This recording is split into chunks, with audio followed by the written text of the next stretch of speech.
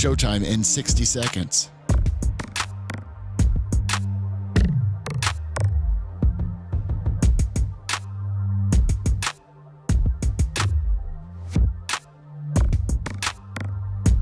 "45 seconds.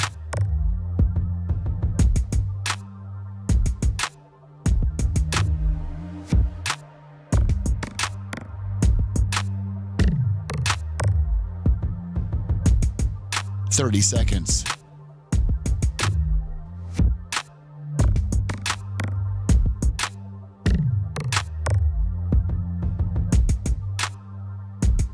The show will start in 15 seconds, and this is your last audible warning.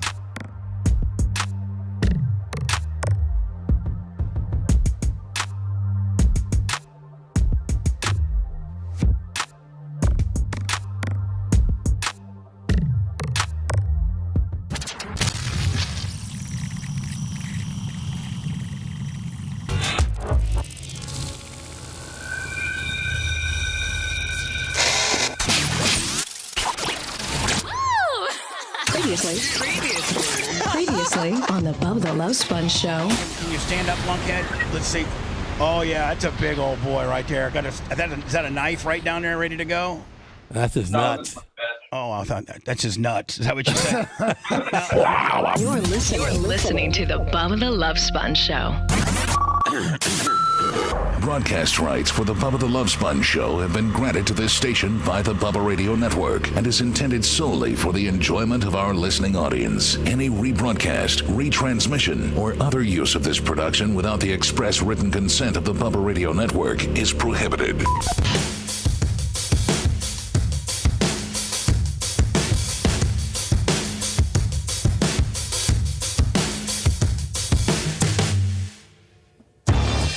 May 4th, Monday, May 4th, 2026. The Bubba the Love Sponge Show. Dan, I was worried about Dan. It was a close one. Because he was, he went to the F1 festivities for the weekend in Miami. Man, I watched a little bit of it on television, and man, do they just... It's just really, really, really a different level of money and elegance and showmanship than any racing that we have here, in the United States, whether it be NASCAR, NHRA, IndyCar, World Outlaw, Lucas, just any type of racing we have. Is damn the money. Oh, I know. I mean, it's like almost like they need to put kind of a salary cap. I think they've tried. They've doubled everything. It's almost doubled. Like the suites, they started off maybe like 6,000-7,000. Now they're like 12,000 to 15,000. Oh, so you're looking they sell at $1 million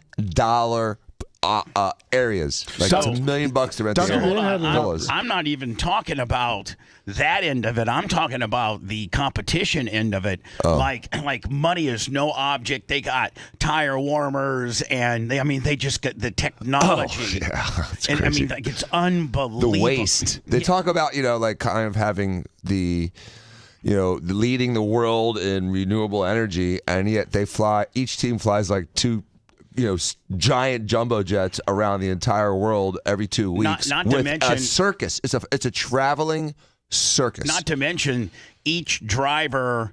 I think on the low end, like a jobber driver will make like 11 million, like a low guy, like a Haas driver. Yeah. And then, but the Lando Morris and the Hamilton and the Verstappen and all these, they're making 50, 60 million a year. Yep. If not more. Mm-hmm. So some of the highest paid athletes in the world. So you're saying, and they're in their low 20s. Most of them are pretty young. Hold on. There's two things. They're super young and they're super in shape, skinny. Oh, they have to be. I mean, they're like jockeys. They're like the guys that ride the horses. Like Jay would be a little bit heavy. Right. He'd absolutely be heavy. And a giant. Jay would be a giant on pit row. Jay, yes. Who is the skinniest Diaco by far? You need to lose 15 pounds or you're going to be overweight, buddy. His weight shows too.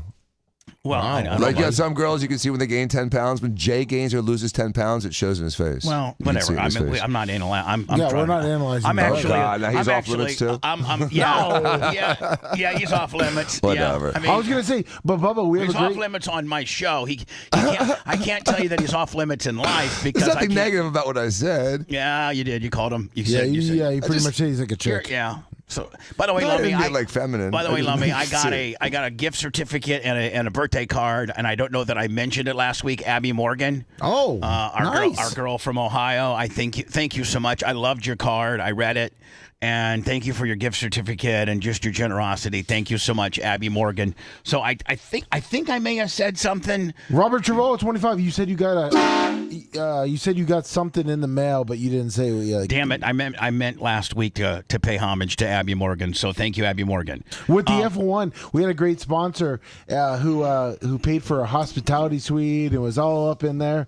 And Dan, I think, was blown away by this really hot chick because he wasn't able to go up there and see our great sponsor. I was with a group of It's the 8. Get a Box guys. They had a sponsorship. They had a hospitality So tent. our Get a Box guys had a suite, Yes. and Dan didn't go.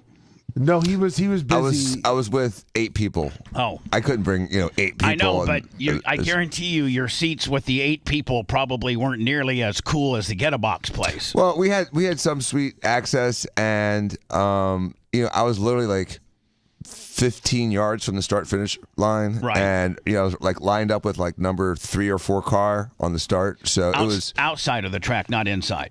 the outside of the track. Right. Yeah, I will tell you this: when you're watching it on TV, you could see that F1 took every nook and cranny of the course and tried to make it like some type of suite type of deal. Like even like patches of grass, they would have like AstroTurf with umbrellas and couches and like just normal. They were taking normal areas and trying to make them probably and they're expanding the suites. They're expanding it by they're wrapping it around that first turn to making kind of like a circle at the end of the suites, and then covering the top floor. Was it a good race? It was a great race. Yeah, it was a great race. And you didn't know who was going to be on the podium until literally like the last turn. They said where the guy that won it, it's because he went to lap 27 before he switched out tires, and everybody else switched out tires between 22 and 24. Right, he did wait. He waited like 3 extra laps, and that might have been the difference. The overcut instead of the undercut. So, but there's also here's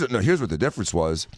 Around lap 4 or 5, there was an accident, and Leclerc had a 2-second lead over the next guy and was cruising.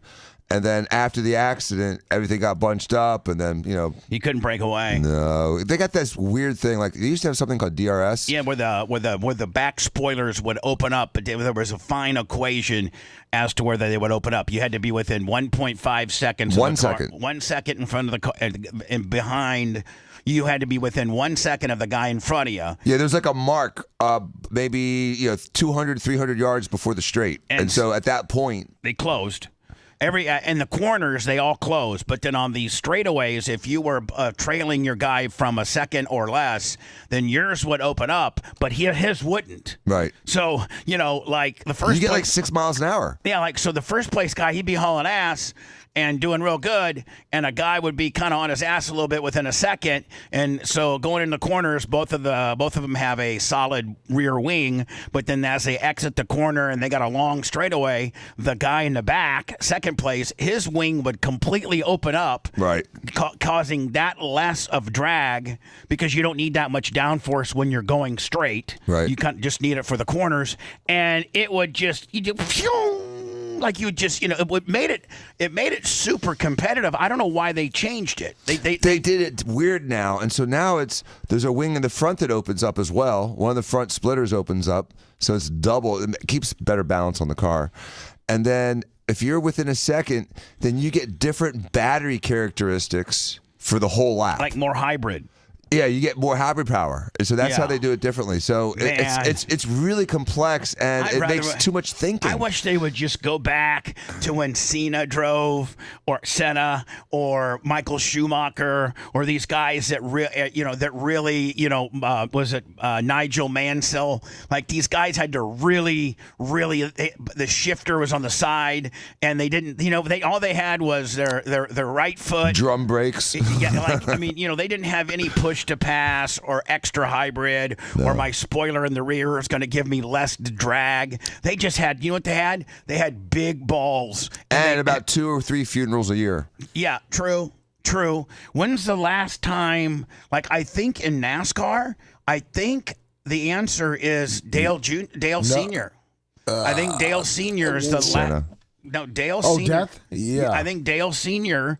is the last death of NASCAR. After Dale Sr. died, they came up with softwall technology. The Hans device became ubiquitous. It became everyone. No one even really realized what a Hans device was, and within 2 years, almost every sanctioning body for racing said it was mandatory. Like my son, when I got him, his first time he got in a race car was at 3, and I put him in a Hans, and he has never raced one lap without a Hans, so he absolutely feels naked or not comfortable if he doesn't have his Hans. By the way, my son won this weekend. Oh, nice! Congrats! It's his 6th race in a row that he's won. He won. That's awesome. He won 3 sprint car races. Then he drives for his stepfather, Big Fraud Motorsports, and 602s and 604 crates. He won a 602 crate race. He won a 604 crate race. That makes it the last 5 times he raced, he won. And then he had a race this past Saturday in New Henry and won that one. And, Lummy, I got good news. But when we return, my track opens up. My next date for Ocala Speedway is Saturday, May 30th. That's our next race, and we got. Who we got? You got Nunley coming down? Well, no, they can't make it. Oh. I'm trying to get them for August. Oh, perfect. But we got Street Stocks, V8 Thunders, 4.6 Crown Vics, 604 crate models, and 602s. And I've already talked to Tyler and Augie, the guy who owns his cars, Augie Bertram, the Big Frog Motorsports guy, his stepfather. And Tyler's going to come to my track on the 30th and run 2 late models. Nice. So that's going to be cool. That's going to be super cool. It's like Tom Brady coming back to New England, It's awesome. Maybe, Dan, if you're not doing anything. When is it? This weekend? Next weekend? No, God, it's a month from now. Oh, I could probably do it. It's Saturday, May 30th. Oh, okay. So now, Lummy, I did sit down with Macho Man, and Macho Man, your microphone is up. We today came up with some hard dates based on Bobby from Live Fast Towing. Yes, it is. And Gene Lasker. I was absolutely in a fetal position yesterday with my kidney stone. I've still not passed it. Oh, yeah, I was going to ask about that. It's been a week and 3 days. Yeah. I just can't pass it for some reason. I'm on my Flomax. Have you seen the doctor? No. Why don't you see a doctor? Maybe they need to zap it or something. Dan, they can't zap it when it's in the. Well, maybe they can grab it. I'm not doing that. Come on, That's man. when they. That's when they. That's when they on. know. All right. Let me go ahead and say, Dan, go see a doctor today about numbing up your penis and sticking a rod up your penis with a set of grabber claws and a camera to grab the stone. That if you just keep pounding with water, you're going to be able to maybe pass it. No thanks. I love that procedure. I had it done, and it was one of the most humiliating. They didn't have the grabber part, but they did. I had a rigid scope. And how'd that go for you? Well, I told the story on the radio. It was one of the most the humbling. African-American? Yeah, the biggest black guy in Tampa. Right. And I think you told me it was like I had a toothpick in his hands. I think you told me that you didn't wish it upon your worst enemy. No, but that'd be wonderful to get. It was, at least it's a day of burning when you urinate versus what you're going through. Well, I'm just gonna keep pounding water. And They numb it. And I'm not having a rod stop. Listen, I've been through 16 kidney stones, and I've only gone to the doctor two times on them. One was the very first time it happened. I didn't know what was happening to my body. I thought I was having a heart attack, and they diagnosed it as a kidney stone. So now I know what the symptoms are when I'm getting one. Just it starts. And have you had the rod before? No. You've never had it. Don't be afraid of the unknown. I'm not looking for it. Listen, I've had enough people that's had the rod, including my stepfather, who's now deceased. Rest in peace, Jeff. Eddie, I love you. He's had the rod a couple times because he was prone to kidney stones, and he's like, man, he never had the rod ever again. He said, I did the rod 2 times. It's the most traumatic experience ever. He tried it a second time, though. No, well, he had to. It was so, he just couldn't get it. It was after he would, it's gone a month. I've gone a week, and I've gone 9 days. Now, if it gets to be a month from now, and I still haven't passed it, then I'll go get the rod. But I'm not getting the rod. I'm just going to try to pass it naturally. So you get an ultrasound of it? You have no idea how big it is, right? No, I have no idea. Why don't you just get an ultrasound of it? I'm thinking it's 10 to 12 millimeters is what I'm thinking. That's where I usually. Your bladder measurer says that to you. That's what it's feeling like. I'm pretty. He's pretty good. And if there's one thing that is that 12 is hard to pass. Is that I know my body pretty well. I'll walk I'll walk into when I'm giving blood on the big bus, and I'll say my blood pressure is going to be 122/78, and my iron count's going to be 14.9, and they're like, oh, how? And I'll be dead on. They're like, how do you know? I'm like, I feel it. It's because I've given 9 gallons of blood, double red blood cells. I got a pretty good bearing as to what my body. I'm like clockwork. I'm there every 112 days. I don't really fluctuate that much. So anyway, I have not passed it. Bobby and Gene and New York Greg were all over here at the studios yesterday, Lummy. They moved, as you knew, they moved your goat shed. And they moved those oil bins. Remember those? Yeah. That was going to be a big problem. That was. A hazmat problem that Bobby's going to take care of. Nice. And then this Saturday and Sunday, they're going to be here 2 days.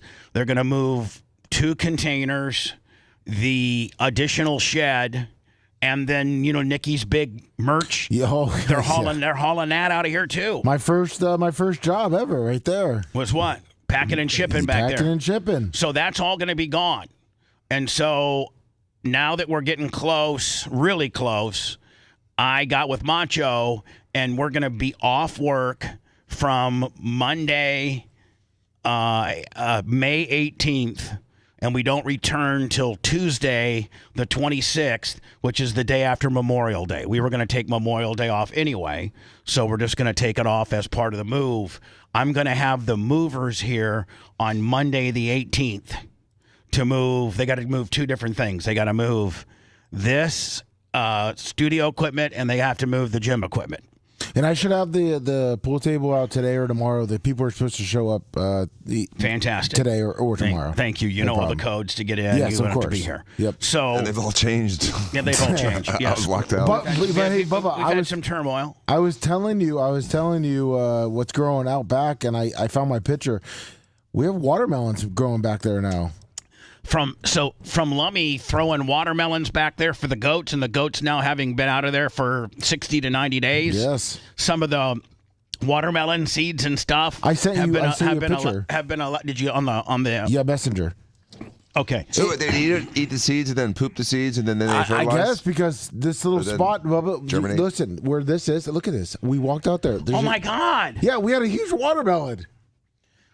So this is where it's hanging off the fence. This is where Hootie and Baby have either eaten watermelon and pooped out the seeds, or eating the watermelon, some seeds just didn't get eaten, and they embedded themselves somehow into the fencing or into the ground next to the fencing, and then the vines kind of took grab onto the. Yeah, we got a watermelon. Yeah. Look at it. And then, by the way, that was last week. So is that a pretty big one? It actually was I would say it was a little. It's bigger than a softball. Do they like watermelon? Oh, they love it. So I was going to let it grow, and I was going to bring it to them.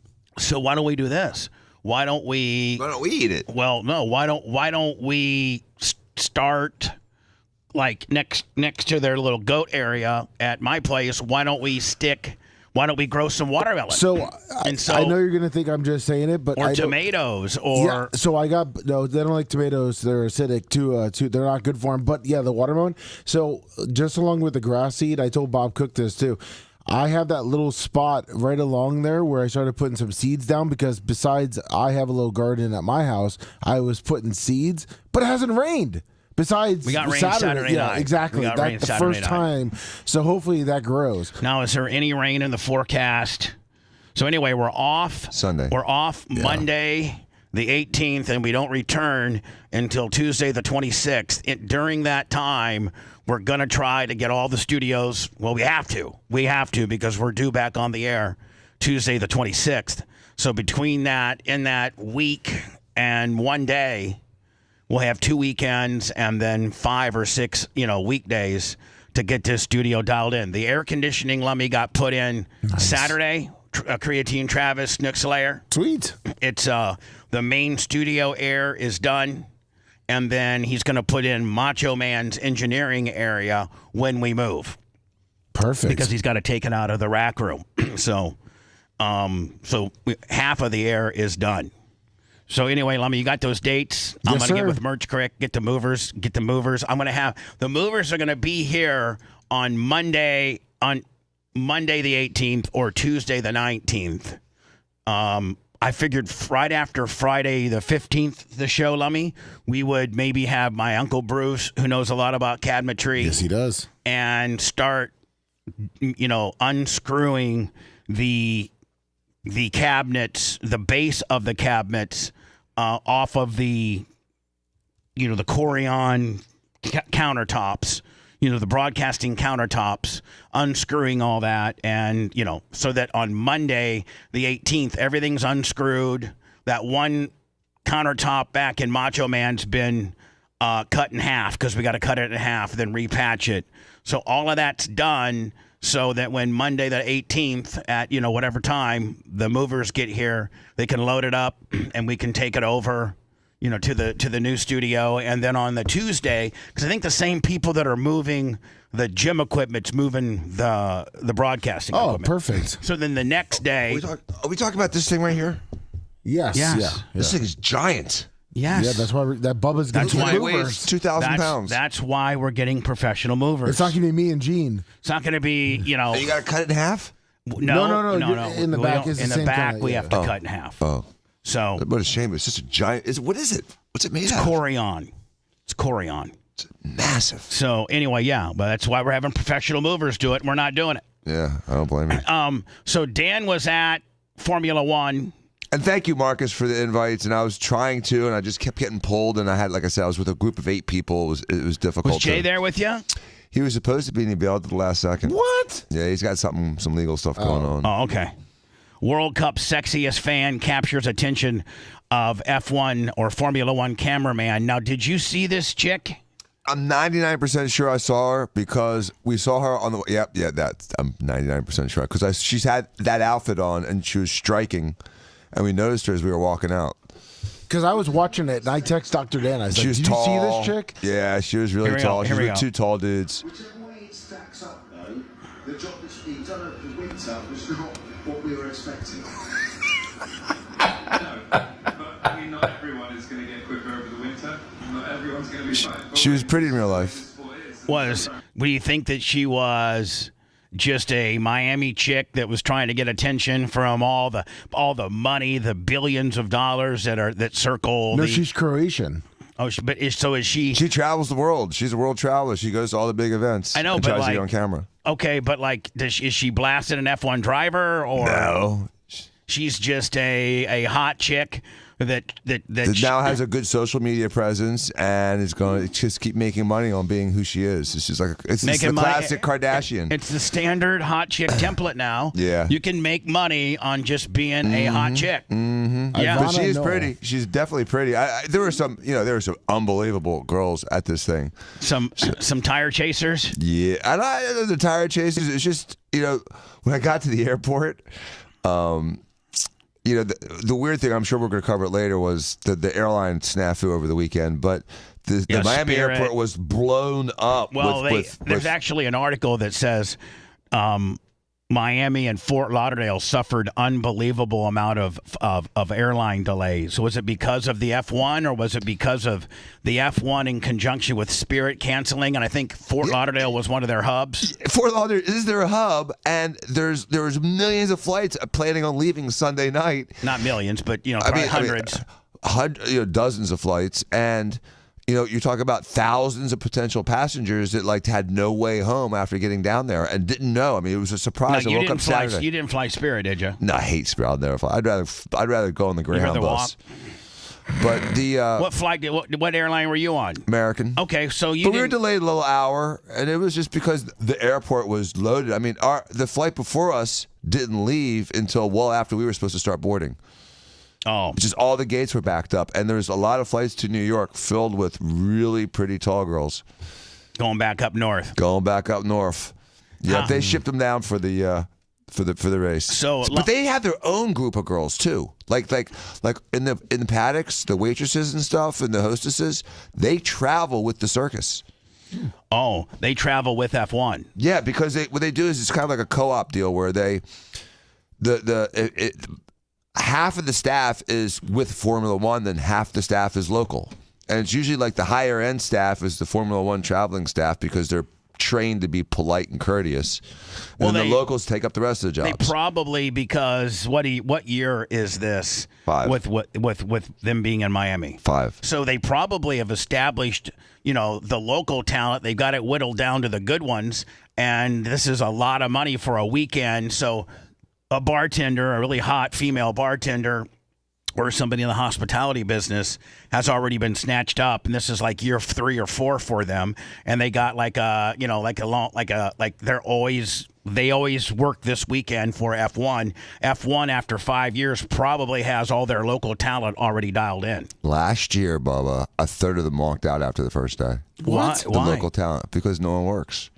What do you mean? The American worker is not very dedicated or loyal, and so literally a giant chunk of them quit the first day or two last year. I don't know what the numbers were this year, but hopefully they did better with it. But it was hot.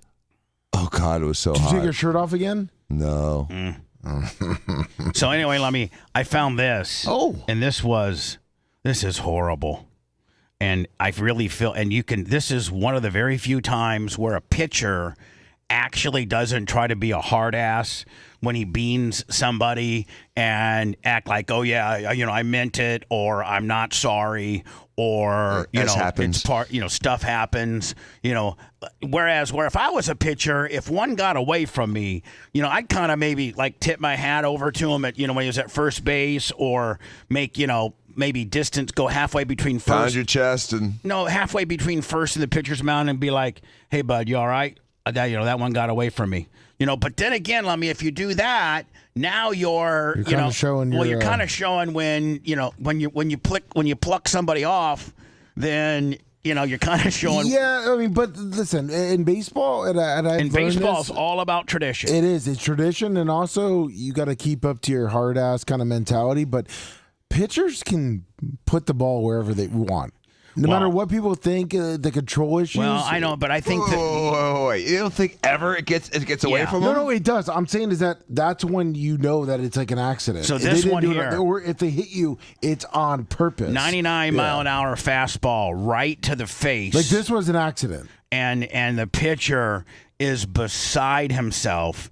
And you can just tell. And this, I'm playing this mostly because I really respect the pitcher and not being a Nolan Ryan, hard, or Roger Clemens, hard ass, where one did get away from you. There's probably many a times that a couple got away from Clemens or Nolan Ryan or Randy Johnson or some of these hard ass lummy, and they didn't even tell the batter they were sorry, or it got away from us. It's old, their old school mentality. Whereas this pitcher, you can genuinely tell he's sorry, and you can tell that he didn't mean to do it. Which is Tariq Skubal. What's that? Tariq Skubal is the pitcher. Is that the pitcher? Yeah. For the Tigers. For the Tigers. Yep. 29. Watch this. He squares. He tried to bunt. Now look at the pitcher. He throws his glove down. He grabs his face, and then he automatically grabs his hat. Like, oh my God! Like, I did not mean to do that. And it hit the bat, and then hit him in the face. Or did it? And it slows it down here because at first they don't know until they slow it down that it got him. Like, this had to break his nose. Hit him square in the face. I don't know. I'm not sure. It's not. We'll play it again. Hold on, Dan. Look at this.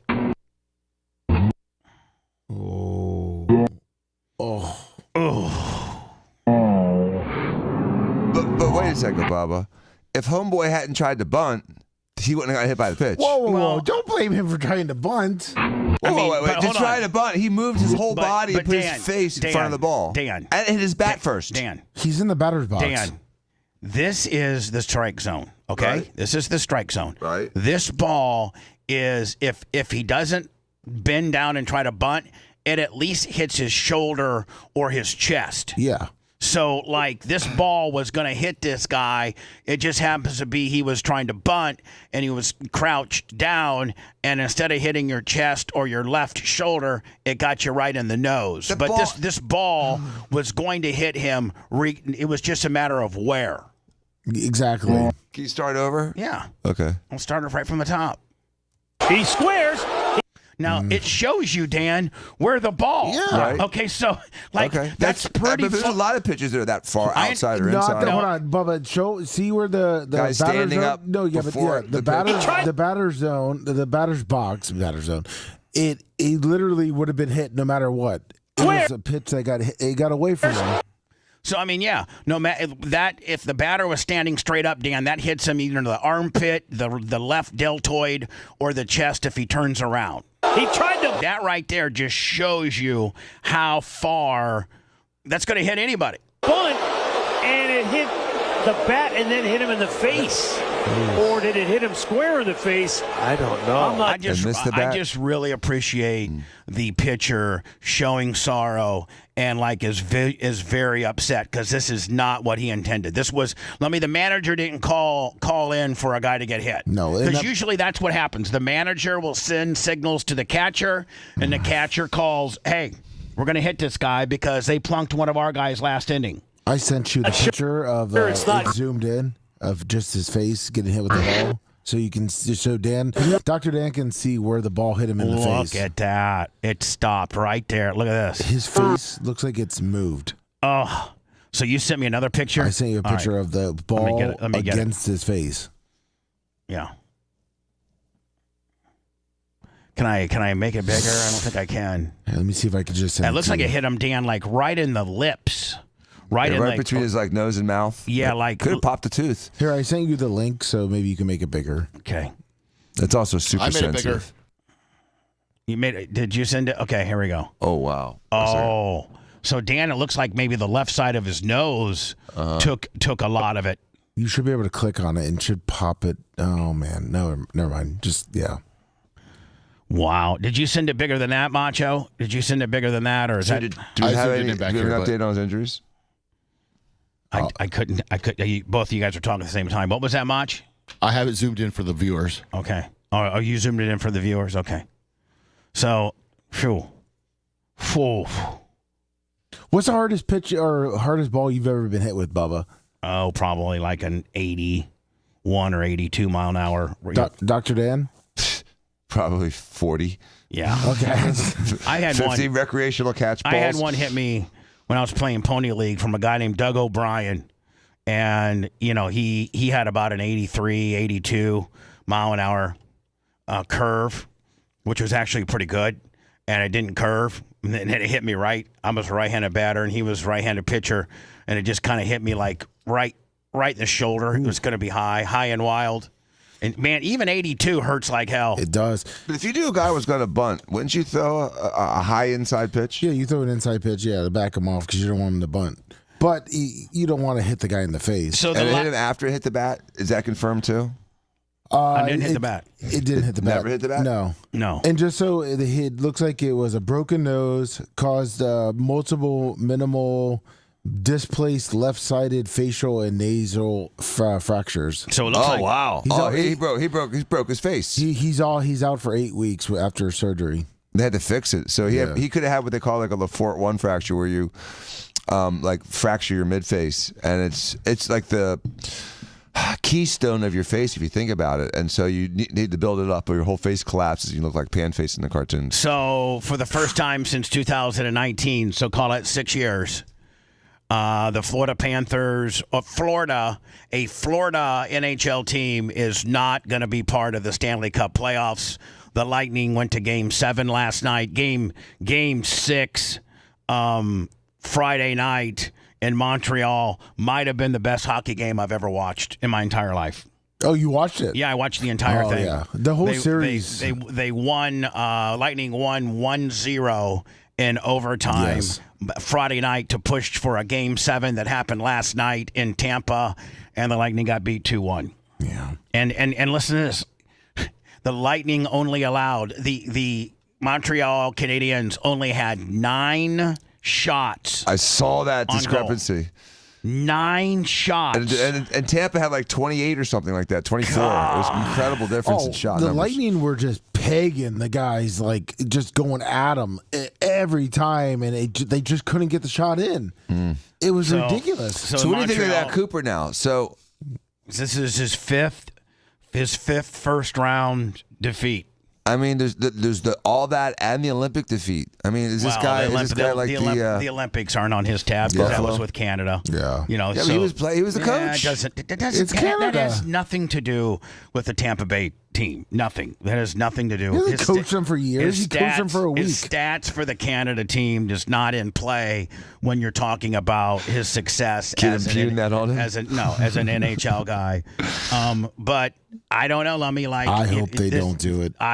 It would be he's the longest tenured NHL coach in the history of modern day. He's the longest tenured modern day NHL coach right now, and the within 1 second of him being fired from Tampa Bay, he would have his pick of any basically 15 to 16 NHL jobs. Nobody better be looking for calling for his head, because who are we going to get? The grass isn't going to be greener on the other side. It's just that, listen, this group of guys are getting a little old. Yes. Blame it on the players? Well, yeah.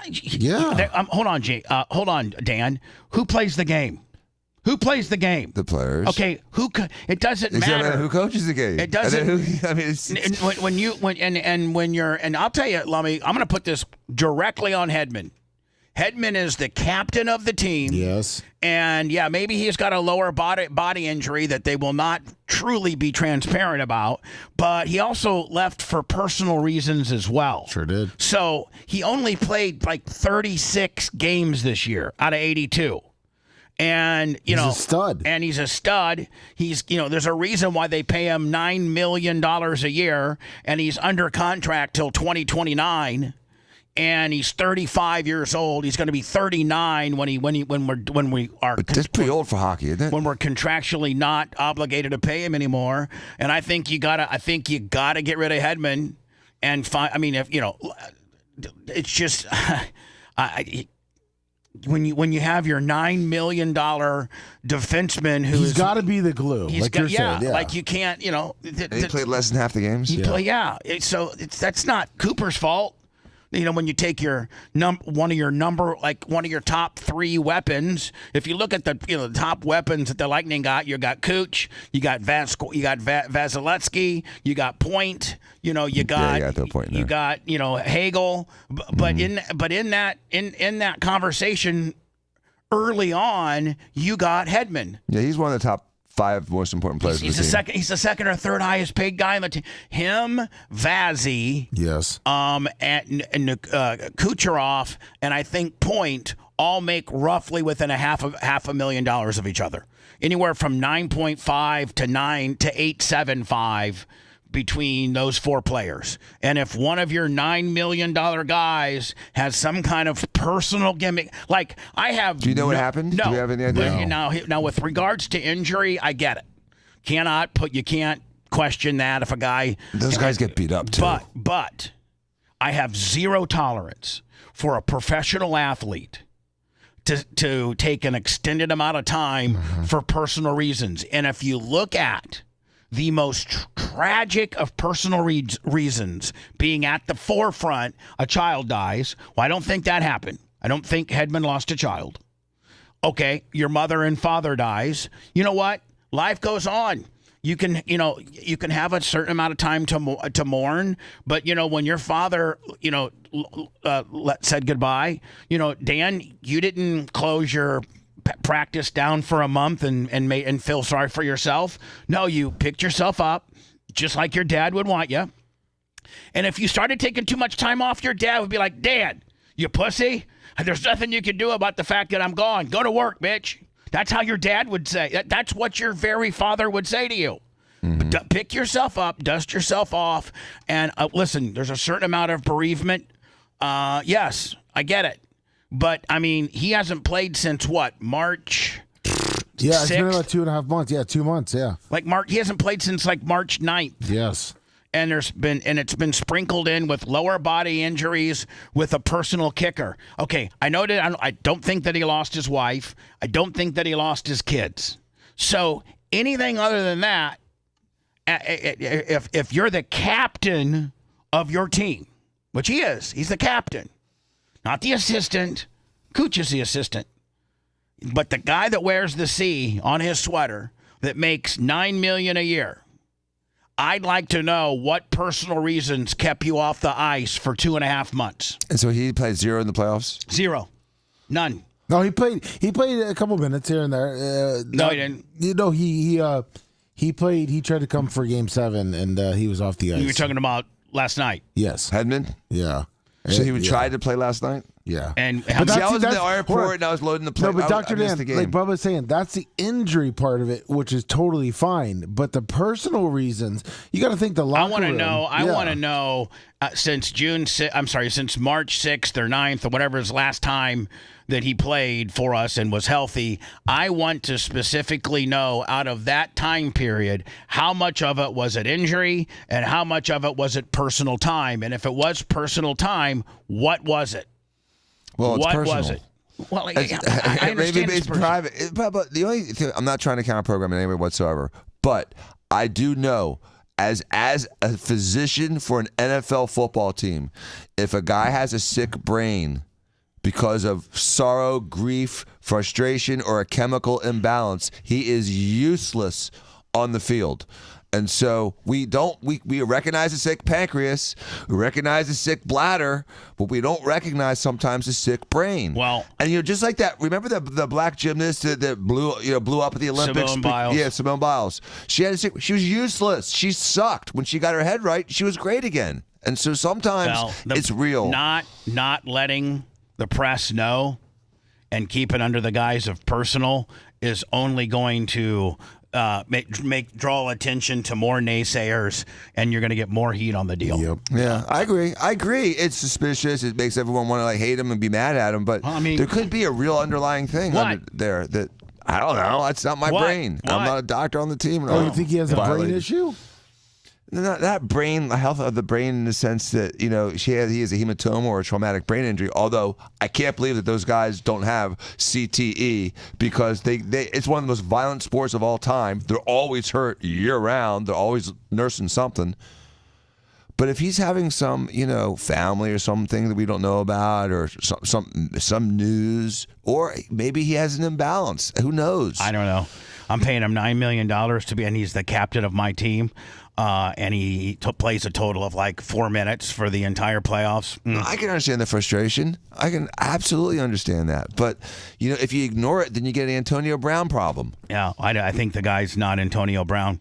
The guy's been an absolute cornerstone of this franchise. Yes. And to pull up lame when we most need you. That's why we had that. That was why we had a collapse in the last month and a half of the season. Correct. You're right. He's critical to the team, Bubba. I absolutely agree with you. And without him, he needs to be replaced. If he's not going to be there next year for them, they need to find a replacement without a question. Well, if we're analyzing why we didn't make it to the next round, and it's him. That's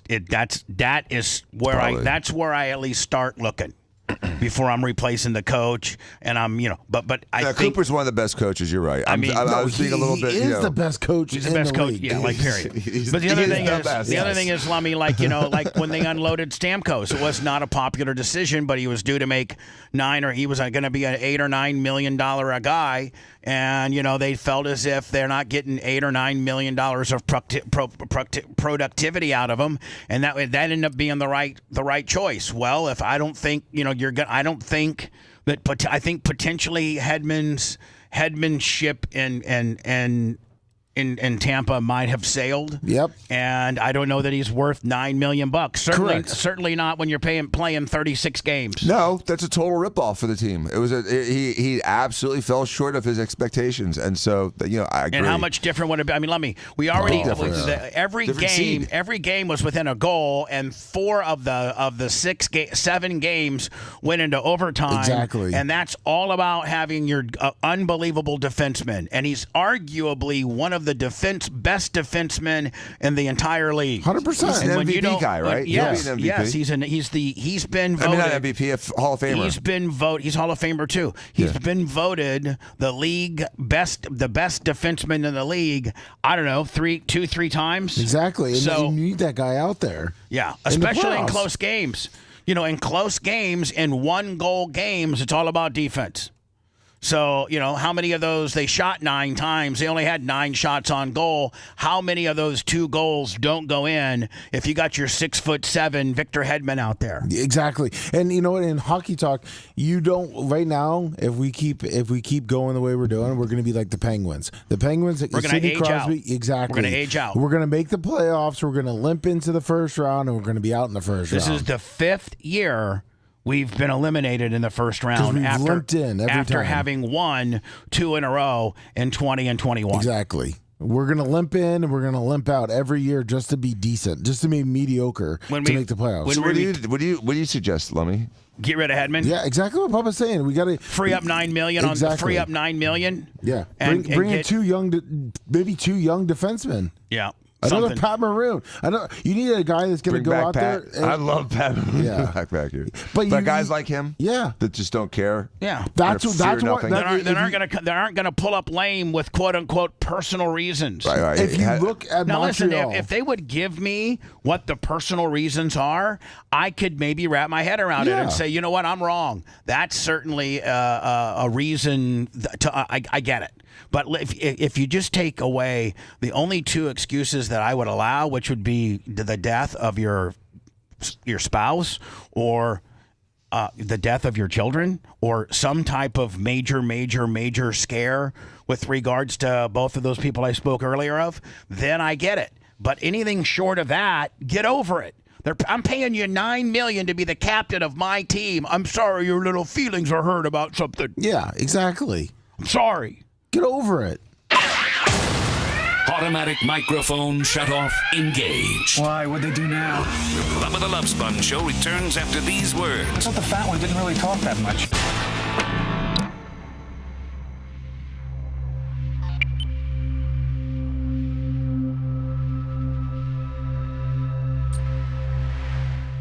What's his Pat Maroon? Now he's in the TV broadcast thing. He's supposed to bring him back. He's such a great guy. But if you watch the Canadians are exactly what the Lightning are missing. Canadian They're what guys the were- Lightning used to be 5 years ago. Exactly. The Canadian guys were jumping in front of the puck. Like, there's defensemen you saw when they were. The reason, listen, Lightning had 29 shots, right? The Canadians guys were literally Diving in front. driving. Like, you see them jump in front of the fucking. Like, he could have taken one to the face. He didn't give a fuck. You know why? Because they didn't want to be knocked out in the first round. They got Martin St. Louis, the coach. He's telling them, put your balls on the ice, man. Get out there and do it. And those guys, they were the youngest team, the most inexperienced team in the They playoffs. try the hardest. Exactly. Against one of the most experienced teams. Right, and they don't push us hard. And old guys are a little slow. But you have Hedman, and they don't have that leadership. They don't have the headman. What's up, Snizzo? Chop it up, Spice. Yeah, that's right. Tell him not to be a bitch. That's right. Thank you, Chop it up, Spice. Thank you, Robert Duvall. Kids are scary. Get that coffee in there yet, or is it ninth cup just heat?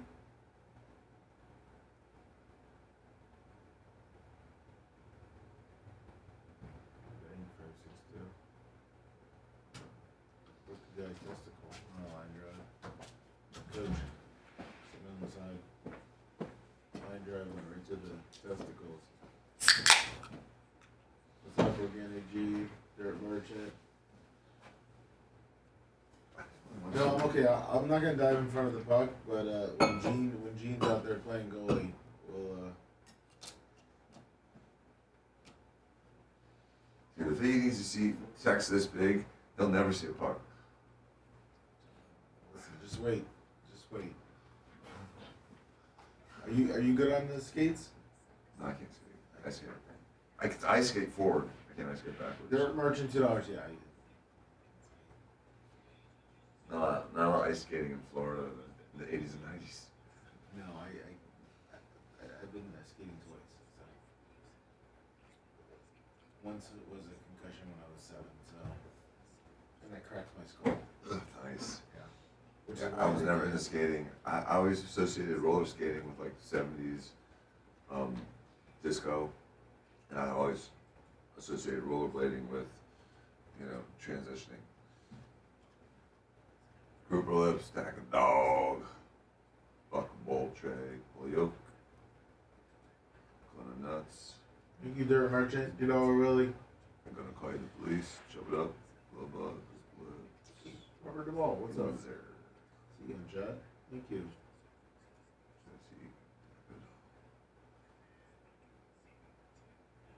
What's up, Longwood?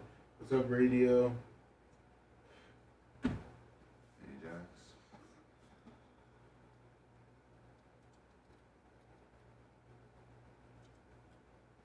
Marine Glenn Longnecker. Leo Joe. Keep it up.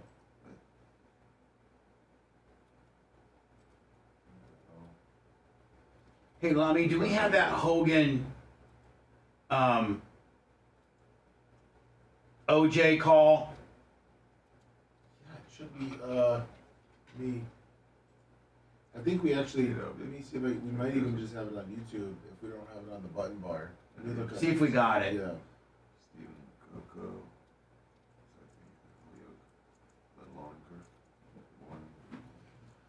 Organic Gene, Yinzer again. Radio. 8 hours. CC Hall, good morning. There we go. Oshak. I just sent you that call right there. It's on our YouTube. It's Okay, you got 26 it? minutes. Huh? It's 26 minutes. It's okay. but- It's yeah, okay. I'm not going to play it all. I sent it to you. It's from 4/16, 2009. Thank you again, Marcus. I'm sorry. Just couldn't pull it off.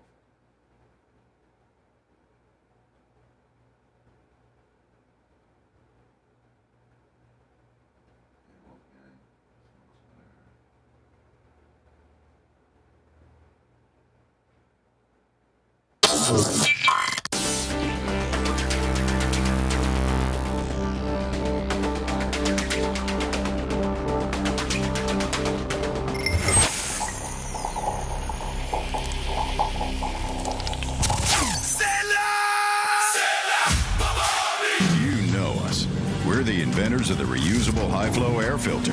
You love the performance. You value the protection. You've seen us dominate on the racetrack and help keep dirt, dust, and grime out of your engine. Honey, I'm home. Now, we're bringing it home. Our new washable home air filter, designed for your heating and cooling system, will last a lifetime. K&N, 50 years of performance and innovation. Time to draw the line. Welcome to new levels of insanity and depravity. Yeah, we're talking about Bubba the Love Sponge. I specifically wanted to watch the Kentucky Derby this weekend. Oh yeah. And it was I was busy all Saturday doing stuff at the property, getting stuff ready for the new studio move in and the containers and various things. And so I look down at my phone and it's like 6:40. I'm like, okay, cool. Because I saw like on my ESPN app that the Kentucky Derby post time was like 6:58. Yeah, 6:57 was the post time exactly. And did anybody see, and maybe you can send me footage of it, Lummy, that they were making a big deal about the 21 gray, the gray horse? Yeah, he bucked off. And he was like 17 and 3/4 hands. He was like 4 inches taller than any other horse in the entire field. There were scheduled to be 19 horses in the Derby. Yes. Mm-hmm. And Lemmy, can you send me video? Yeah, I'm looking for it. Yeah, of the 21 horse. Dan, I'm assuming, Dan, you didn't see it. I saw it. No, I saw all of it. I it. saw the bucking. I saw the race. I saw the pre-race prediction. Yeah. And I'm like, there's no way it's going to be a DEI race. And hell, it turned out. So it was one of the greatest races I've ever seen. Well, it's one of the greatest. At one time when they were going around, so you have they start them off and they run down the front stretch, and then they go into turn 1, and then they go to turn 2, and then they go down what they call the back stretch.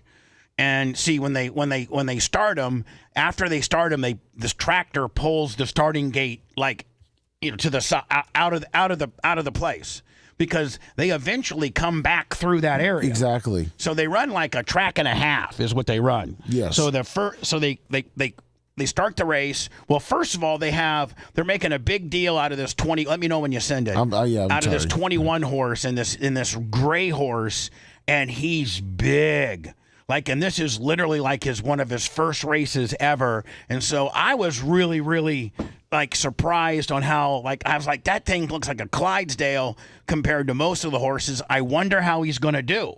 I mean, he could be really, really big and strong and be able to hang in there. Sure. Okay. Or he's just going to be big and slow. You know what I'm saying? No, but he was going to be a monster. But 19 of 20 horses were actually related to Secretariat. What? 19 of 20 horses. So out of the 19, you mumbled that. Is it 19 out of 20? Okay. Yes. So 19 of these horses had some type of Secretariat DNA. Oh, they were like the grandson, the great grandson, or whatever it is. Boy, it's like one of those athletes. So it's like Sean, 19 kids. Like Sean Kemp. Yeah. And what did Sean Kemp have? 12 kids? Exactly. 8 baby mamas? It's like Tyreek Hill now. He's got 12 kids. So they're making a big deal about this 21 horse. He's gray, and they're like, man, he's super big. If you look on my screen right now, he's a monster. You can see this is the guide horse, and this is the size of most of the horses that are in the Derby, and he's the guide horse for this 21 guy. New York Greg, $20. Thank you, New York Greg. Man, I love New York Greg. He's great. God, he's single-handedly moved this place. Stud. Love him. Thank you so much, New York Greg. So we're watching, me and the Merch Crick are watching this. I'm like, man, you got to see, she's doing something. And I'm like, hey, come in here and watch this race. Sit down for a little bit. She's going 1,000 miles an hour. I'm like, sit down for a little bit. Get off your phone and watch this race with me. She's like, okay. So she sits down, and I go, look for this 21 horse And this is about the time she sits down. And I go, this 21 horse, that's who I'm pulling for. And I think he was like 16-1 odds. He wasn't like the middle. guy. It was like middle. Actually, top third probably. Correct. I think the guy that won it was what, 28-1? Sure did. 28-1. Nice payday because I bet on him. You did? Really? Yes, I did. $6 win play show. Rolled out $91. 6 turned into 91. Yeah. Awesome. So they're loading these horses in. And see, I automatically think there's too much pageantry, and they walk them up and down, and they should I think that they should walk them from the stables, maybe just a little bit, but they do like 15 minutes. I think it's warming up though.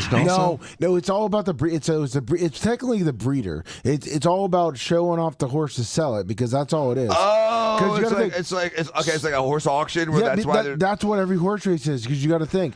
The day before, the day before this race was all female race. It was called the Kentucky Cup or something. Yeah, and it's all females. This is all males. It's all sometimes breeders. girls will run. Sometimes fillies there'll be a filly in here occasionally, but most of the time, 99% When's the last time? Male. Hey Alexa, when's the last time a filly won the Kentucky Derby?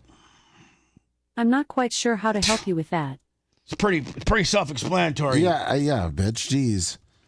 Send me a lifeline. I think there has been a filly like in the last 15 years win. Sovereignty. Actually, the last time. That's Philadelphia.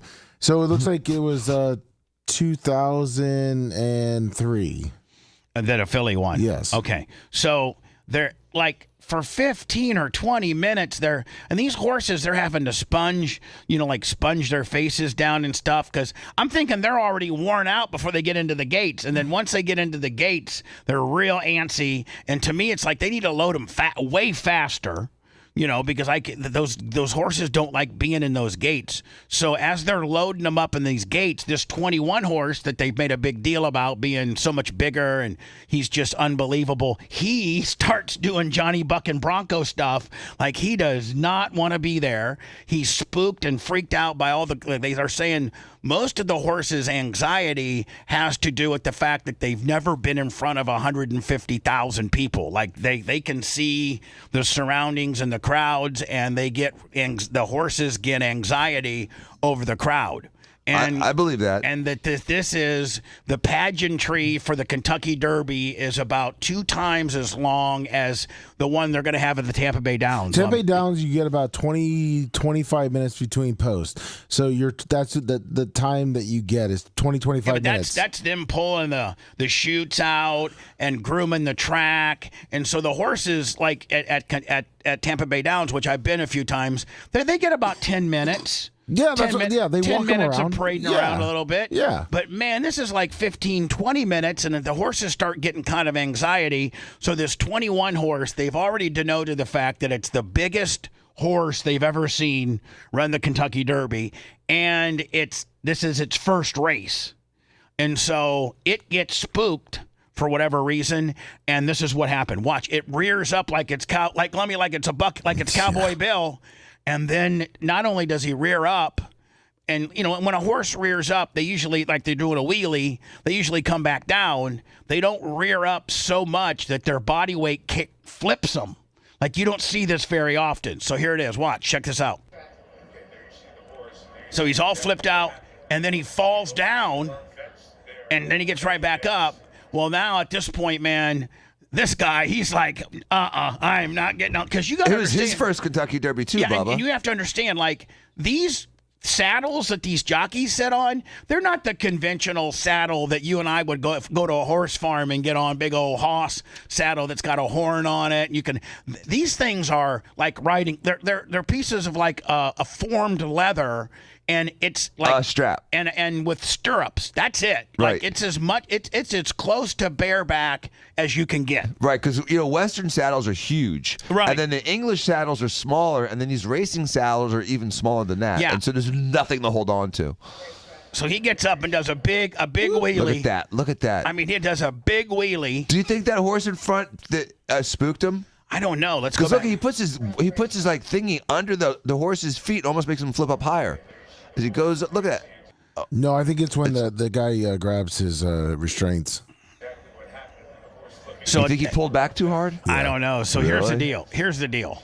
So they bring in as fast. First of all, they're having all this nonsense. This is while they're loading. There's like half the field that's already loaded up in the chutes. Well, now this goes down. So they have to unload all of the horses now because they can't let them stay in the chutes too long because they get anxiety. And the horses that get put late in the chutes now have an advantage because they haven't been sitting there flat-footed the entire time. Exactly. So they have to get them all out so that they load genuinely in about the same time. And they bring these veterinarians out to kind of look at this horse. And at this point, the veterinarians are going to take a way, way more conservative approach and scratch him because they don't know if he tweaked a tendon or that's a pretty traumatic move for a horse, to do that. Like you never see a horse zip out and like over wheelie. You never see them over wheelie them and then let me go and run a race. Exactly. No. Again, look at this. Now he should I don't know if the guy should have let go of the lead at this point, but. Well, the guy in the front should have yanked harder. He tried to yank him. No, you can't yank it. You will break a leg. And not only this, intensify all of this, Dan, by this is the biggest horse ever to be in the Kentucky Derby. Right, So intensify, this is like driving a pickup truck compared to a semi. You know what I'm saying? Like you got a semi here. It was noticeably bigger. It'd be like Lummy walking around, with a bunch of 8th graders. Like Lummy walking around at middle school. At Danny's football practice. Right? Yeah, who's the big guy? I don't know, man, but he's big as hell. Do you know that? They probably at Dan's league, they probably still try to pass him off as 14. Yeah, 9 of the horses come from Ocala. Really? Yes. 9 of them came from Ocala. Yeah. Ocala is the horse racing capital of the world, no matter what you want to say. No matter what you want to say, if you take per capita, how many horse facilities there are in Ocala compared to be people, Ocala is the horse capital of the world. So we're watching the race. They start them off down the front stretch. They go down the front stretch. Then they make the first curve. Then they make the second curve. And they got the back stretch. And this is now going into what would be considered like turn 4. Yeah. So this is I think the last. I don't know what these poles right here are called furlongs. Yes, the furlongs. These are the furlongs, and I think this is. I think these are what marks the course.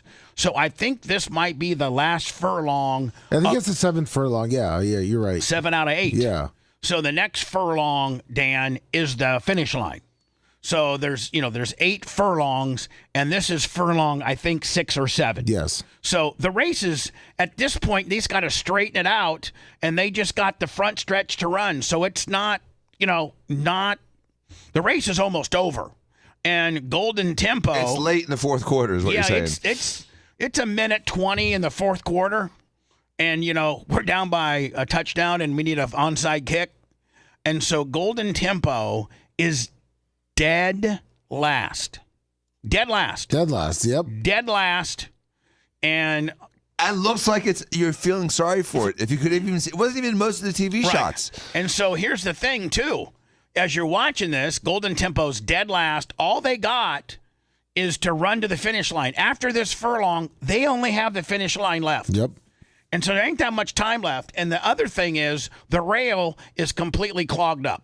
The shortest way around a track is the inside rail. So a lot of these guys, like these guys here, they're all going to protect the rail because, you don't want, if this guy would go pew and then go through here like this, he's saving all of this. He has to run so much further to go here, then zip outside. It's just further distance. And I have never, in all the years of watching horse racing, I'm not that big of an enthusiast, but like the Preakness and the Breeders' Cup, I always try to watch the big ones. Yeah, it brings the Belmont guy. Yeah, the Belmont. I always try to watch the big ones. This 100% is on the jockey. This 100% is on the jockey. And by the way, the guy that got second was his brother. He had to pass his brother, Renegade, in order to win this bitch. Yes. So this is entering into the last furlong. And there's only the front stretch left. That's it. There's not a lot of race left. And this guy, look, if if horses were to have nitrous oxide, he got on it. or Dan F1 push to pass, Right. or like he had something else in there. It was unbelievable. He had I don't know he was passing gas or something. I've never seen this in my entire life. A guy that waited to the last furlong to kick in the afterburners. He's running dead last of 18 horses. I think there's 18.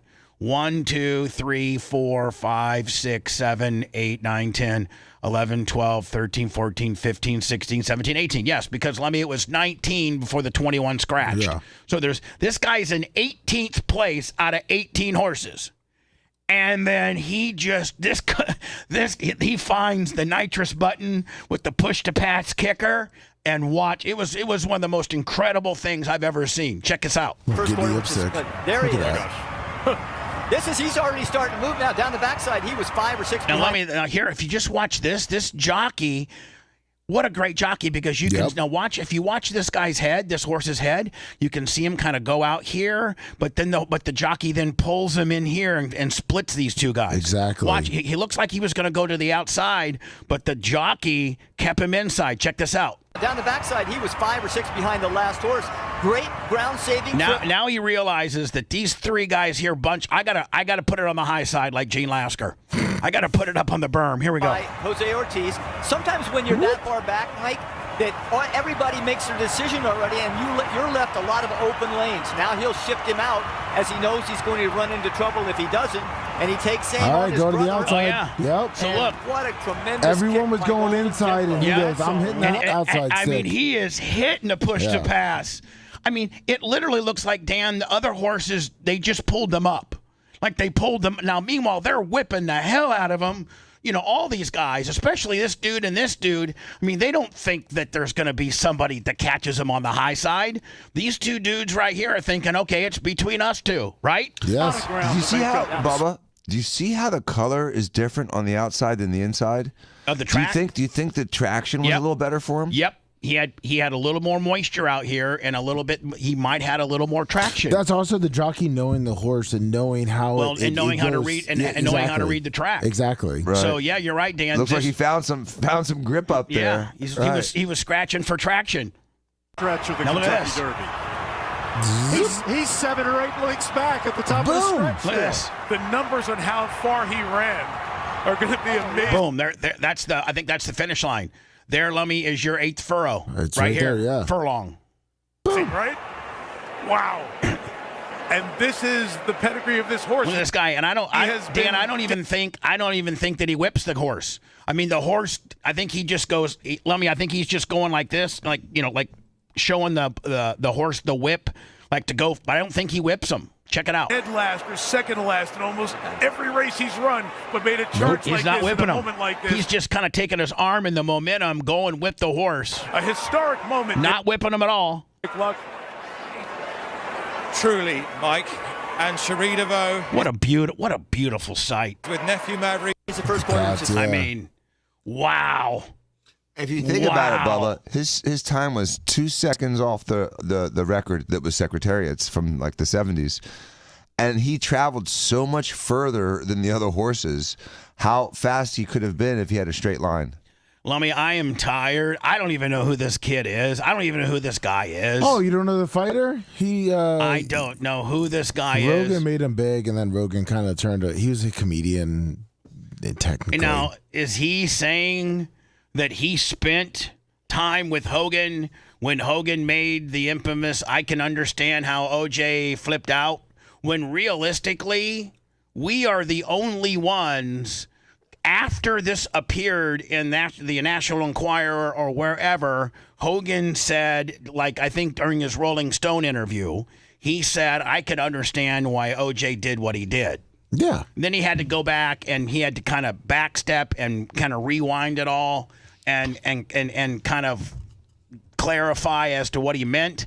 And where he clarified it the most was on our show the next day. Exactly. The very next day, he called my show and walked this statement back. Now, I saw this morning, and I'm like, well, who's this guy? And is he proclaiming to have been with Hogan? Yeah. Yeah, I mean, everyone's going to bite on it now. Now, why am I? Oh, come on. Why am I not getting audio on this? That's been happening to me a lot lately. I don't know why. It mutes it for some reason. I don't know why. Let me go ahead and. Do you know who else said that he could understand? Well, his wife leaves him. Here we go. Who? My uncle, who was with OJ the day of the murders at the golf club playing cards. And he said he could understand where OJ did what he did? He understood OJ's perspective of it. Why he popped. You got Brendan Schaub, and Brian Callahan. Leaves him. And then... and they've been married for how long? Yeah. 23 years. 45 years. Wow, Jesus, you idiot. 45 years? 23 years, you idiot. Her entire life? Yeah. So she leaves him, but then they're going through the divorce trial, and the judge goes, you can't live in either of your houses while we're going through this till we decide what happens. So but what makes this guy an expert? He goes, so I get an apartment near the houses, and he goes, and my ex-wife starts dating, ready for this, an 18-year-old. He lied to her, said he's 21. He's 18, and he goes, so I'm waking up in the morning, and I hear my SIG boat starting up, and him and my ex-wife would be on the boat, and they'd be making out in front. So he just basically watched the documentary and is, recanting what the documentary said. That's all this guy is. And he's like, so he does a Rolling Stone interview, and he's like, I can see how, as I mentioned earlier, OJ did that. He's like, I wake up in the morning, I see this 18-year-old who's fucking my ex-wife. Oh, hold on. Okay, I had to bleep that out. Driving my boat, living in my house, driving my cars. And he goes, I can see how OJ freaked out. Oh, my God. So Rolling Stones blast that everywhere, right? He put his fucking foot in his mouth. All right. Enough. I think we've established that this guy is not close to Hogan any way, shape, or form, and I need to get you and Gary because this is really, really, really quite at the forefront of the news cycle, especially with this documentary coming out, and nobody has what I have. Nobody has this. 13's Deborah Bowden has both sides of the story. Both sides of the story. She has both sides of the story. Fair and balanced, I'm sure. Fair and balanced. Oh, okay. Is this making fun of Howard 100? No. This is because the news story of... Full name is Terry Bollea, says the magazine writer spent 3 days interviewing the wrestling star at his home. Is this him calling our show? Yes, but this is the lead up, and then Hogan calls and in. It's controlled by these attorneys now. Hiding. Yeah. Let me go into words and I can find this. Yeah, you can help me. Yeah, find I'll help you find it. If you want 24/7 on-demand Bubba and the crew, go to BubbaArmyHQ.com right now. The Bubba the Love Sponge Show will be back after this.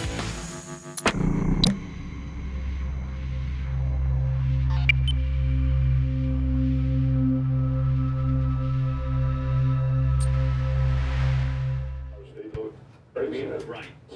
Clearwater Beach last night. Jesus Christ. Let's hear what he has to say. Hollywood.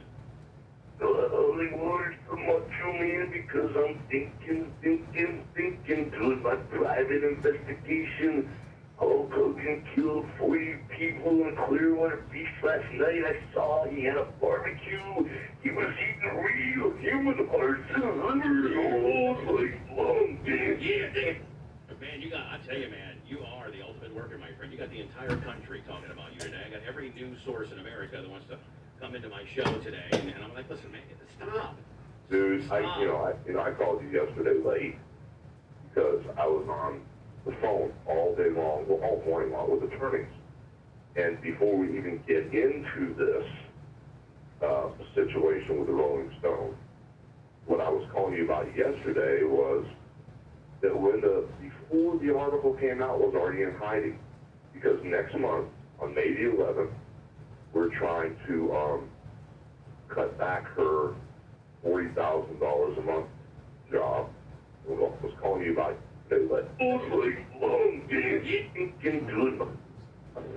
flipping out over a news story or stuff like that. It's a shot here. I'm about chipped out. I'm ready to chip off.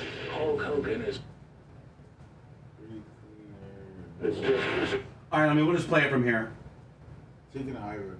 Huh? I'm looking at. I'm trying to listen and read it. 827 is where he calls in. We can just play it from there, or is it?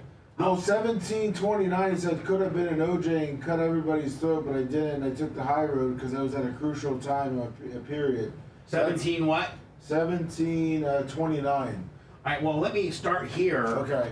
Just that he called in. Yeah. And then 1729. Yeah. Okay. That's when he mentions, or I mean, you could go 1720. Could have beat up the guy. I could have committed suicide, like Bubba said, and taped his cell phone to my ear and jumped up the skyway. That's 1720. Okay, that's what we'll go with. Hey, Lenny, does he have the hot dog video? Yeah, I'll get Gary. He's got what? From the Kentucky or the F1 race. I'll get it to you. The hot dog, remember I told you about that, Bubba? Yeah, but we gotta Okay. we gotta get it ready. Okay.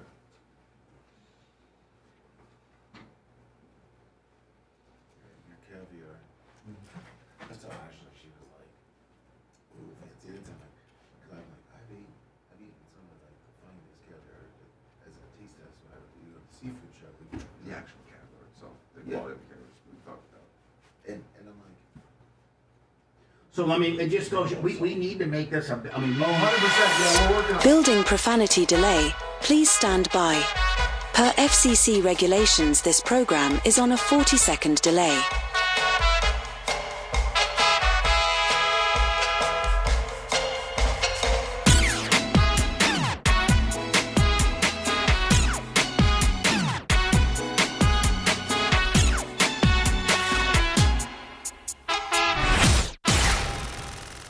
Building profanity delay. Please stand by.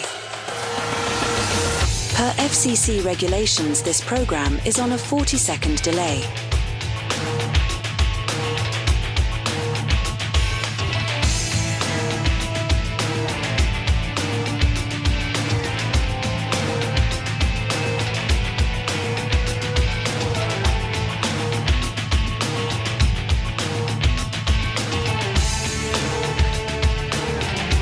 Building profanity delay.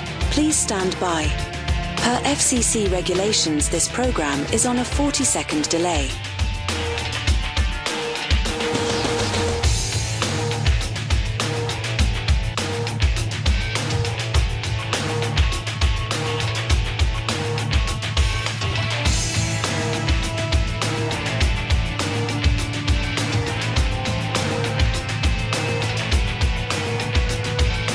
Building profanity delay. Please stand by.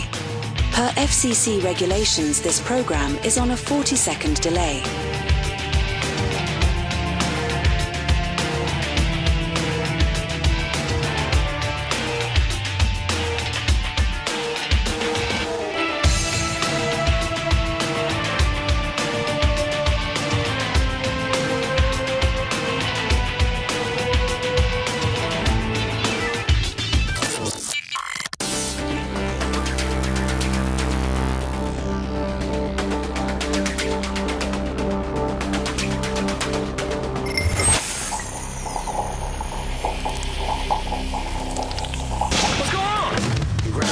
There's no remorse and no regret associated with anything they do. You are refreshingly vulgar. Bubba the Love Spot. So, as I don't know, no-name boxers or I don't know anybody with a larger size podcast or delivery mechanism is pontificating. You know what Brendan Schaub's like? Brutus Bar Beefcake to Hogan.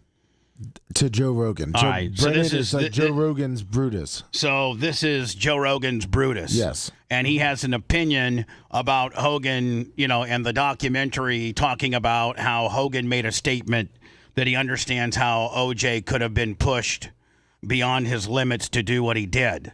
Now, after that hit, Hogan did a Rolling Stone interview. All of this is in the Netflix documentary, and that's why people are pontificating and talking about it.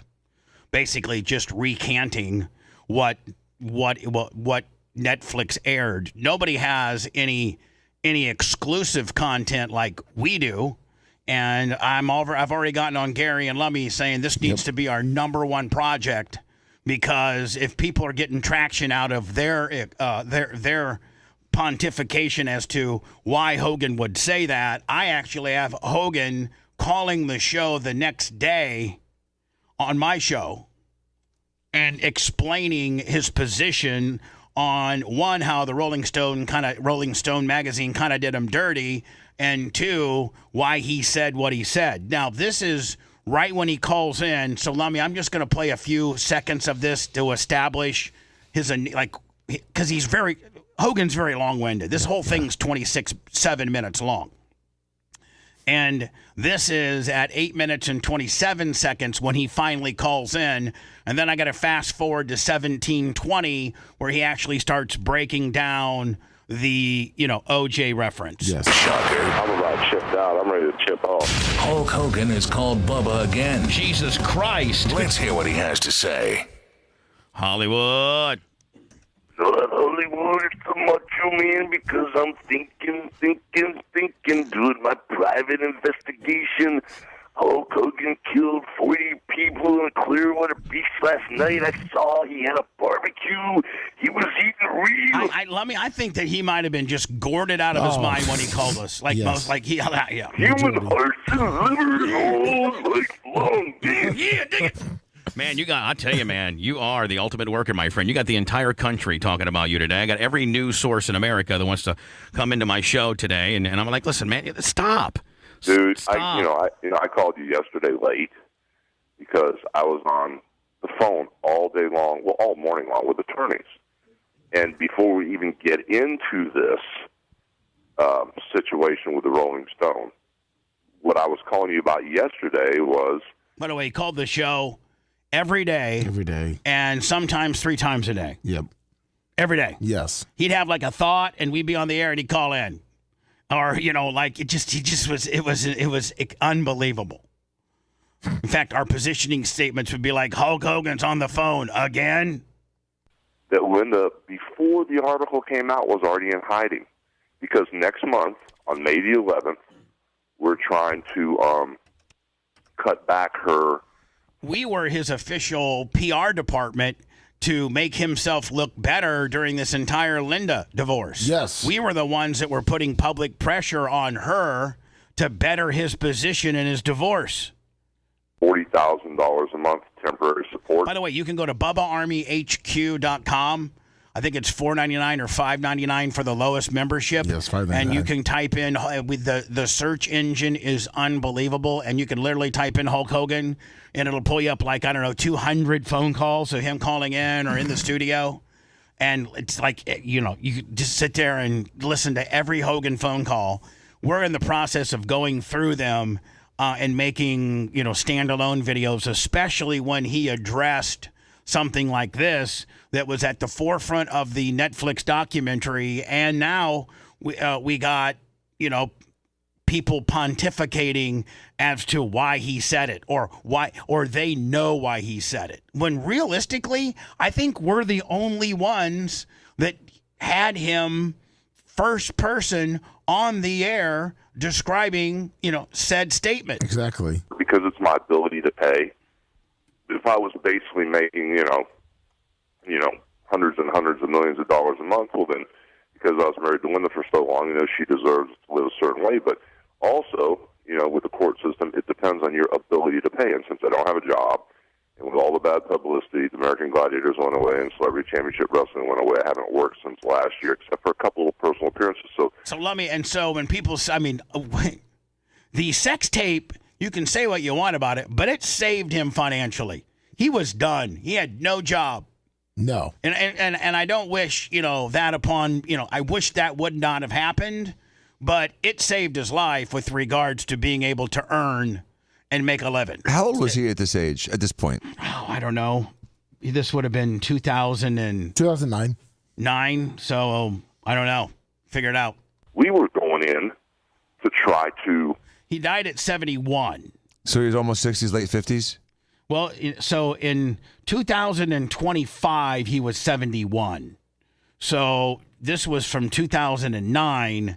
So 55-ish. So he's 55. Yeah, he's He's younger than me. Yeah, but I mean, it's like, do 55-year-olds do well in pornography? No. 55-year-olds usually are on the backside of their earning career, right? Unless it's a professional job, like their CEOs are all over. Sure, a lot of them are absolutely. over 55. Absolutely. But when it comes to athletics, it's waning. When it comes to pro wrestlers and, athletes, usually by 55, you've wrapped it up. Right. This next month was to lower the $40,000 a month because I can't afford to pay it. So to get some relief on that number. Right. So when we were trying to get Linda's deposition, because now we're starting to get all of her numbers, the judge has been asking for 3 or 4 months for detailed accounting of what she's spending, because I give mine every month, what I'm spending my money on. But we can't seem to get hers. Well, by a court order, the judge was upset with this whole situation. He finally ordered her to give us her numbers. And so as we started getting them trickling in, we wanted to take a deposition. And so her attorney, Rachel, says, well, she's out of town, and I don't know when she's coming back. And she's out in California, of course, with Charlie, And before this article... And I got to tell you, man, our radio show did his dirty work for him. Oh, we could tell you where Charlie was at any point. And for him to not throw me a bone when he knew at the night after the Sand Pearl sting, he came back and Jen and Brooke were there and said, how did it go? And his first words out of his mouth, well, at least I know now that Bubba wasn't behind it. He said those words to Brooke and Jen. At that point, man, why he didn't offer me some type of public relief and take the heat off of me, I could have maybe, maintained my job with Cox. Cox maybe would not have fired me had he, said, well, Bubba didn't have anything to do with the releasing of it. Instead, here's who did it. There was no financial incentive to do that either. There was no reason for him to carry the dialogue. Right, to carry that narrative. The narrative of me being the bad guy. Right. There was no motivation. I can't think of a motivation. Well, other than he didn't want people to, the minute you say that, then there's going to be a percentage of people that speculate that he and I were in on it. And that was his biggest. And it's a work, and he, felt as if that didn't better himself in court. So I took the brunt. I took it all. I did the job clean in the middle to the detriment of my entire career. I mean, my life hasn't been the same since. But, hey, I got to take a responsibility for what I did do. And I did tape it. And I did allow it to happen. But he did know as of December 11th in 2020 and 2012, when he did the Sand Pearl, FBI takedown, he came home and told Brooke and Jennifer, then at that time his wife, Bubba Dubba didn't have anything to do with this. He could have even reached out to me privately, Dan, and said, listen, I'm not going to go public with it, but I know that you didn't do me, as dirty as I thought before. And there'll be a time and place for us to be able to, speak about this. But, it's not going to be in the near future. I got to do lawsuits. I'm going to hold these people accountable. And until then, I'm not going to have anything to do with you. But just, he could have sent word to me. Jay was at, I actually went to I actually was a witness in him versus Gawker. I was Gawker's star witness. And I did a job for Hogan clean in the middle, much like, maybe this is something he'll be able to better understand. Well, he's dead. But much like the job that he did for Vince in the steroid gimmick, where he turned everybody upside down, I did a job for him in the Gawker gimmick. Yeah, but the problem is, and this is my opinion, is that the people like Eric Bischoff and guys like that, I feel like we're David in his Houston. ear.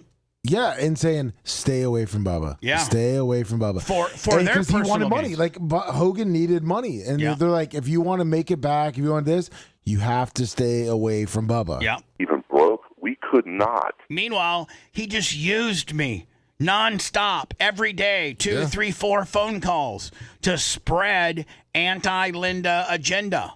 Or he used it not just for that. I mean, he used it to promote Brooke. He used it to promote himself. I mean, he definitely was taking advantage I was his promotional. I did all of his dirty work. Linda didn't have what he had, a local delivery mechanism to bury Terry. It's exactly what he did with Linda, what he did with Macho Man.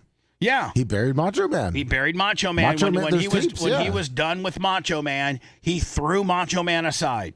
And Macho Man called in and told you, Macho Man warned Yoko. me.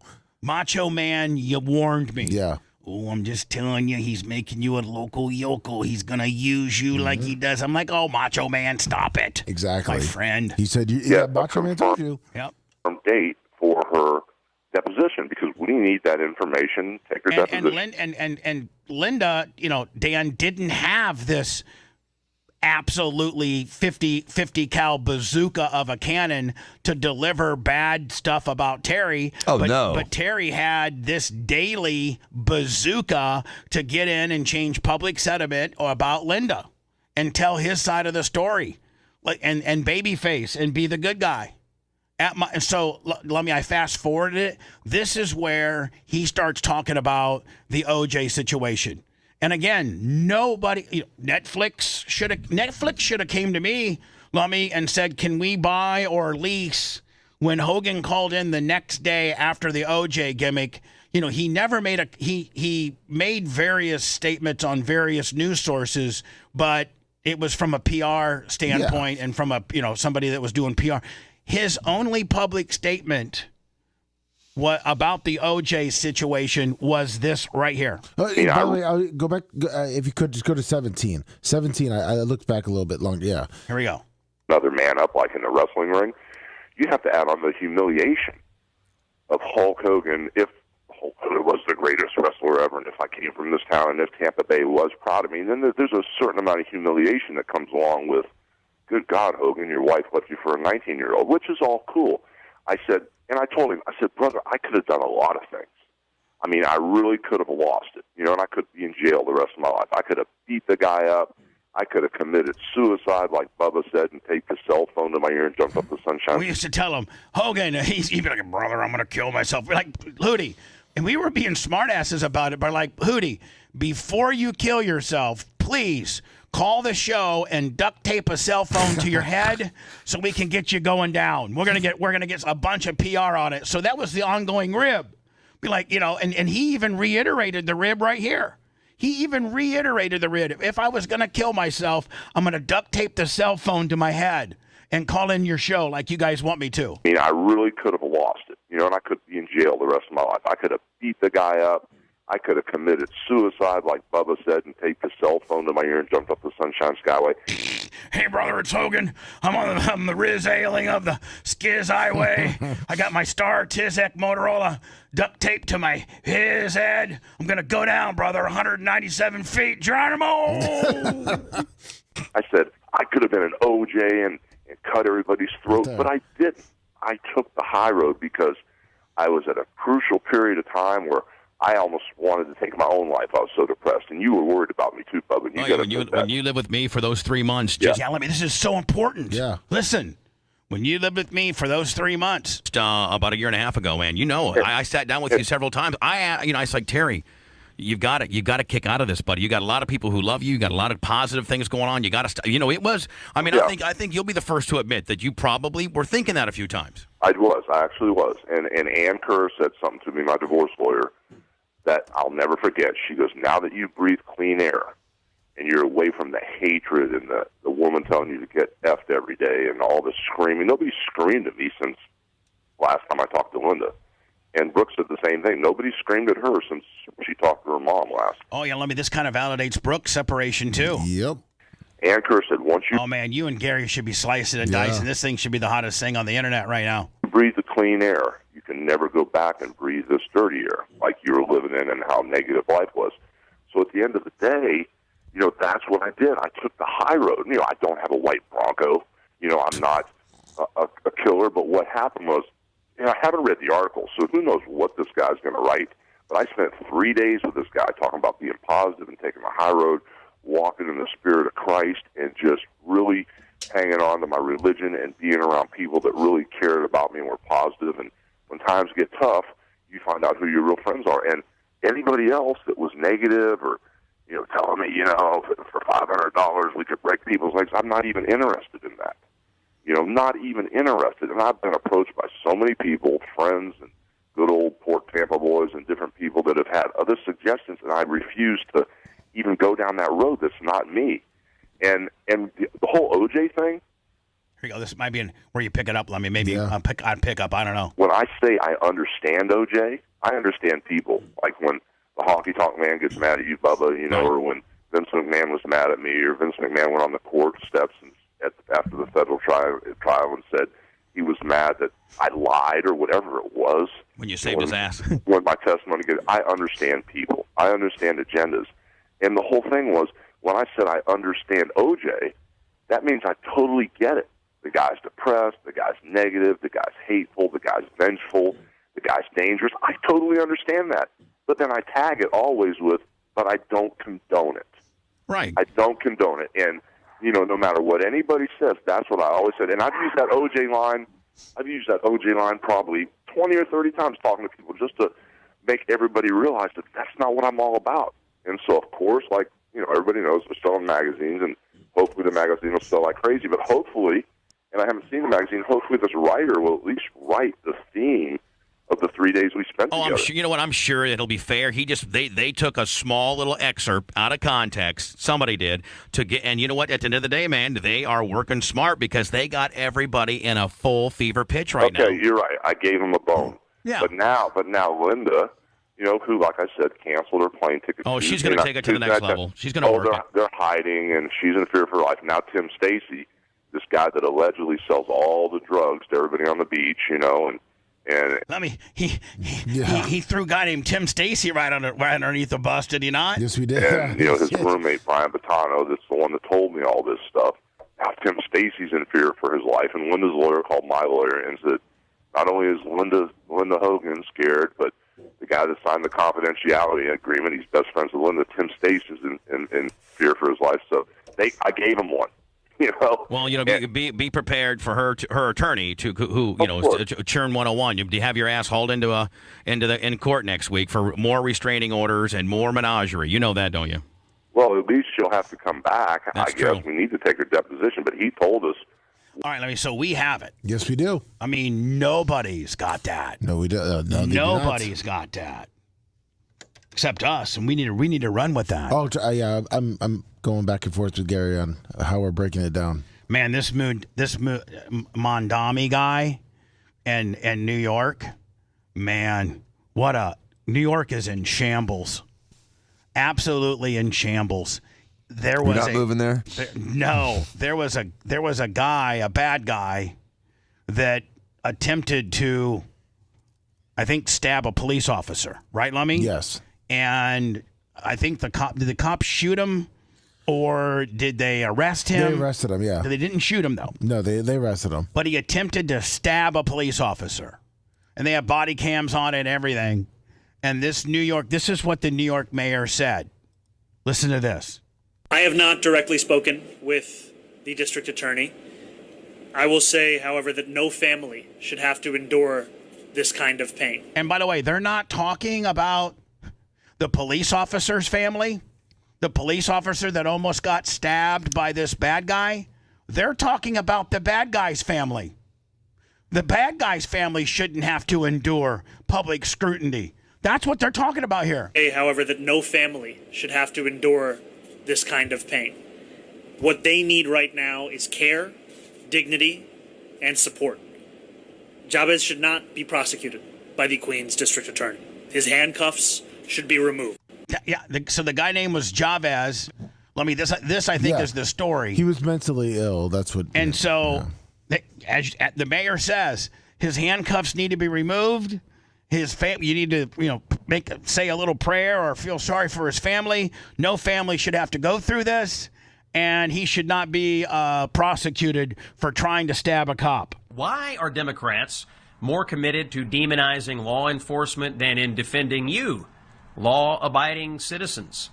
And now another clear example from New York City Mayor Zoran Mamdani, who recently made a hospital visit, not to see a police officer, but to see the man who stabbed a police officer with a knife. Man, if I'm the cop from NYPD and I'm working for, this mayor who at the end of the day is in charge of the police department, I'm not doing anything up and beyond to try to protect this guy. So it looks like Madami even went to the hospital and was comforting him. Here's cut 14. And as you said, I spoke with the Chakraborty family, and I visited Chavez in the hospital. And there is no family should have to endure this kind of pain. Yeah, the pain of what? The pain that the person of your family, Mr. Chavez, did they gun him down or did they? So they shot him 4 times, but he survives. Yeah, and that's wait, what this guy shot the cop 4 times? No. The cop shot him 4 times because he came at them with a knife. Yeah. And most mayors would say, well, you know, that'll learn you, my friend. Don't ever come to my police department. You know, if this. What are they supposed to do? Pull out a knife and stab the guy 4 times in retaliation? I mean, if. You know, there's this argument, I guess, that they're saying is, you know, equal and opposite force. But if you don't have the equal and opposite force, you have what you have. So a guy has a knife, you have a gun. There's a saying that we've had about, 10,000 years called you don't bring a knife to a gunfight? But for this guy, for this mayor, to not be sticking up for his police officer. Unconscionable, Bubba. I agree, 100%. Unconscionable. And doesn't it seem like some of these politicians that seem to be left leaning are always on the wrong side of the issues? Yeah. I mean, it's not me saying it's objectively the wrong side. It doesn't make sense, and it's frustrating. This kind of pain.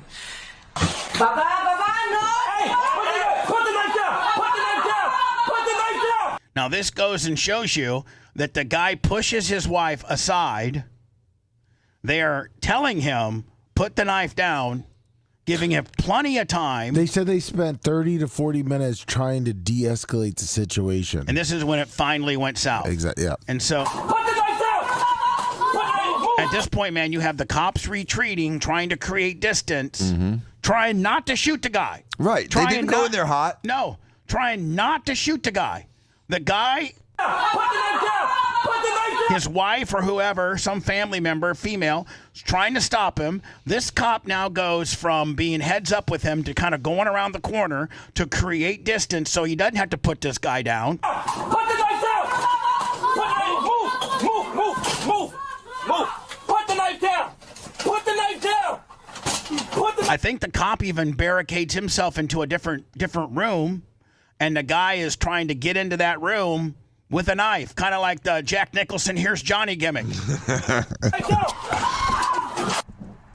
That audio you heard there, that's the audio, the sound of someone stabbing a police officer with a knife. So a police officer in New York is attacked in the line of duty, and Zoran Mamdani shows up to comfort the attacker. Yep.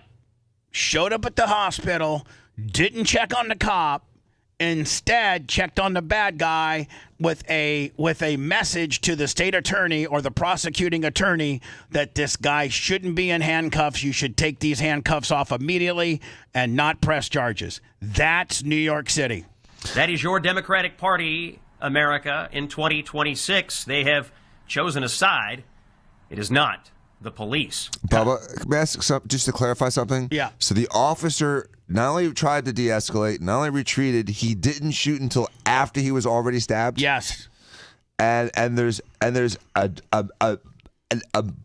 gram of sympathy towards the guy that stabbed him. Yep. It's nonsensical. The mayor even went to the hospital to visit the guy wielding the knife. He said because he's dealt with schizophrenia for years and that he shouldn't be treated as a criminal. Right. Well, we don't have any real good mechanisms for treating the people with schizophrenia because we, again, emptied out the mental health facilities. And it's wrong to commit someone to incarceration in a mental health facility despite the fact that they are flagrantly psychotic, just like a large chunk of the homeless population. It's not that they just can't work, it's that they're psychotic and they need to be under psychiatric care. The mayor actually blamed the way that the police responded to it and said that they got to do they got to be broader alternatives to involving medical and behavioral health professionals. This guy. Instead of doing what they did. So when we return, Spirit Airlines closes up shop Saturday night, leaves thousands and thousands of people stranded. Also, I sent you Dr. Dan's $100 hot dog he ate at the F1 race. Fantastic. I think they shut down Saturday morning. Whenever they shut down, I mean, I woke up to it on Saturday to the news, and they just out of nowhere. So Dan, while he was at the Formula One race, there's a $150 hot dog. $100 hot dog. It was $150 on Friday. Oh, was it? It was $150 on Friday, then they knocked it down to $100 on Saturday. So they're trying to get rid of it. So Sunday, yes. So glad I waited. So, and it is a caviar hot dog, correct? Mm-hmm. So caviar Wagyu. So it was a beef hot dog. It was a beef hot dog, but it wasn't made out of caviar. It had caviar on top with gold and gold. And gold. Mm-hmm. edible gold. Mm-hmm. I got that video. I got Spirit Airlines, and then I got Trump. Trump saying, we just got to let you know, Iran just needs another extension. We almost got him to where we want him.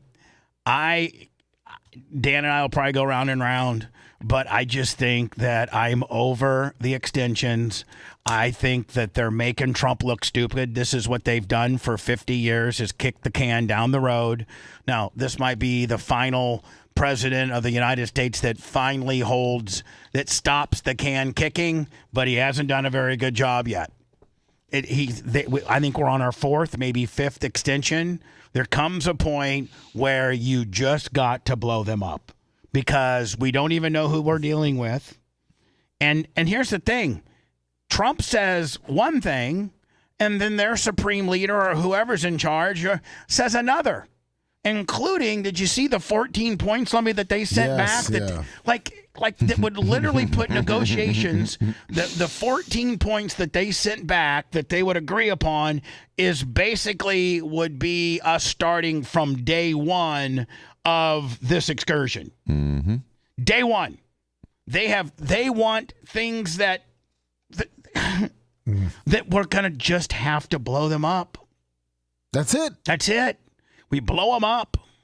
I'm sorry. You guys are unreasonable. And now Trump's starting to look stupid. He's too worried about Jimmy Kimmel and Bill Maher and what people say about him in the media. I've never seen a president in my lifetime that trolls people or comedians or people with, right-leaning or left-leaning shows or content providers, if you will. I've never had a president in my lifetime that cared more about what people said about him. Listen, you know what? When you're the president of the United States, you arguably are the most public person in the world, and you're opened up to public scrutiny. If you don't want that, then don't be the president. Our very fundamentalist parts of being a country was to be able to criticize the king. He's the king, so to speak. It's a good thing when you criticized Obama, no one called you a racist. Doesn't matter. You could have. They could have. They did every time. Anything you ever said about Obama, they protected by saying, you're racist, you're just racist, you're a black guy in office. Guess how many times Barack Obama got on the air or got on his delivery platform and called for these people to be fired? None. He just called them racists, and then they got canceled. Zero. It was a different mechanism. It doesn't matter. You're the president of the United States. Stop worrying. Stop responding to the trolls. Be more presidential. Be better. Listen, if our country's going great and gas is $2.99 a gallon, and we're not involved in a 70-day war that I don't see any relief in getting out of, and you've been made to look like all they have doing, Donald, do something because they're just making you look stupid. Yeah. Do something. Do something. At least get on the same page as what they're saying, because what you're saying is not what they're saying, and it makes us think that maybe what they're saying is what they're telling you, and you're not telling us. Because we are worlds apart from what they're saying and what you're saying. And you're worried about Bill Maher, and you're worried about Jimmy Kimmel, and you're worried about this nonsense? Stop. Stop. Your approval rating's at an all-time low. That's because people like me that voted for you and like you are fed up with you. I'm fed up with you. I'm fed up with you being a baby. You know what? There's forums about how much I suck. And I mean, let me. There's hundreds of messages a day picking my show apart minute by minute as to how much I suck. And I try my best to not acknowledge or make or ruin my day, but like, he's so much better than that. That's not the position of the president, to be worried about what people are saying about you. Just get the job done. Yeah. Anyway, back with all of that, a lot of things to cover when we return. It's not what you think. What? Since when? Actually, it's much less. Much less. Bubba the Love Sponge Show returns after these words.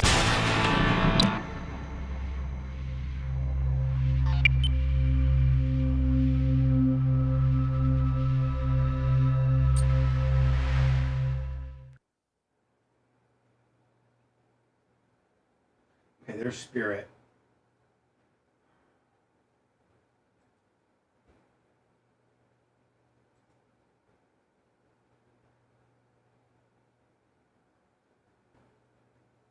That was good, Jay.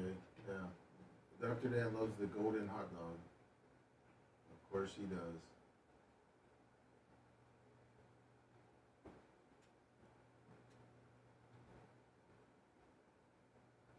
I mean, $150 for a hot dog with some fucking salt on top is just a little much for me. I mean, let's be real.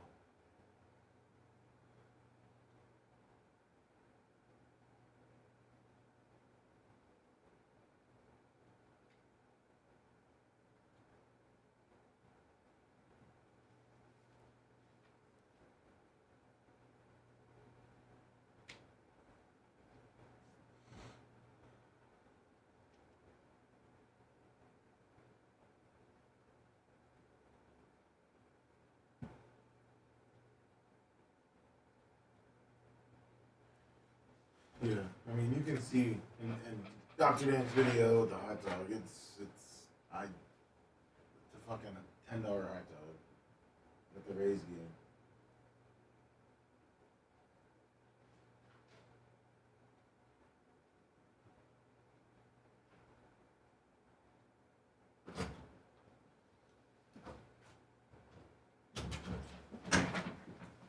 Dr. Dan, was the hot dog pretty much like eating a Rays hot dog?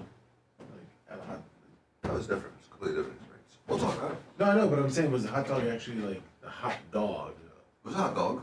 The hot dog Was it good? Huh? Was it good? I'll talk about it. All right, I'm sorry. I keep telling you not to ruin it. You keep trying to ruin it. I'm dying to know. I didn't tell you last night.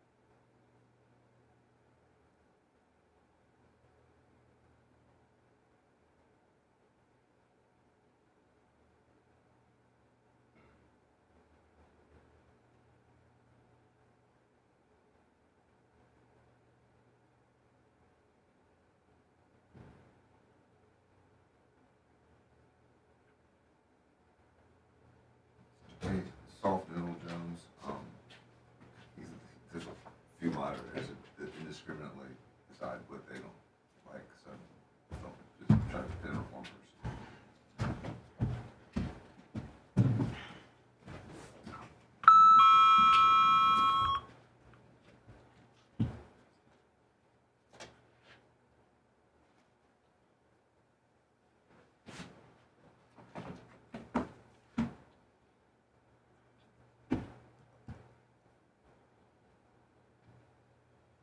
What's up, Thomas Goza?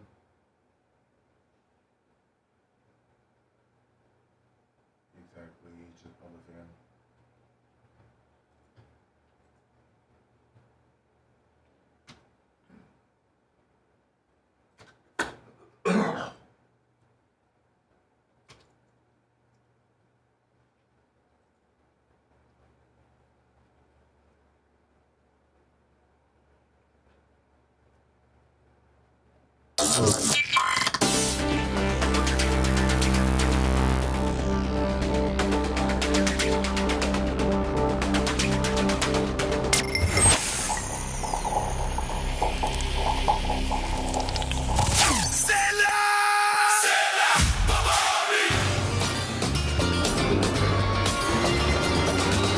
A path carved by the boldest tires, forged from bravery to conquer any terrain.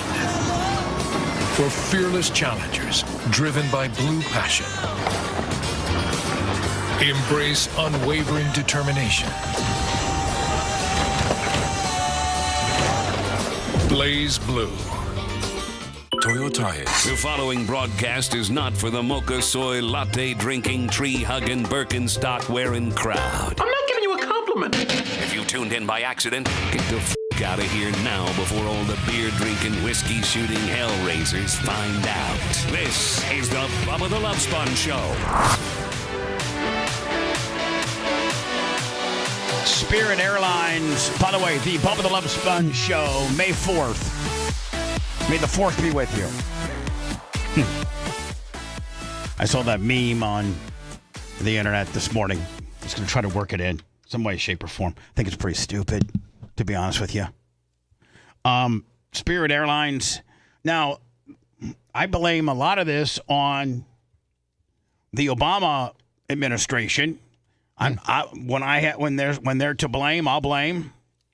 Had they not blocked the merger of them and JetBlue. Did you say Obama or Biden? I meant Biden. Okay. And Elizabeth Warren was big. Elizabeth Warren and Biden. I'm sorry, I meant Biden.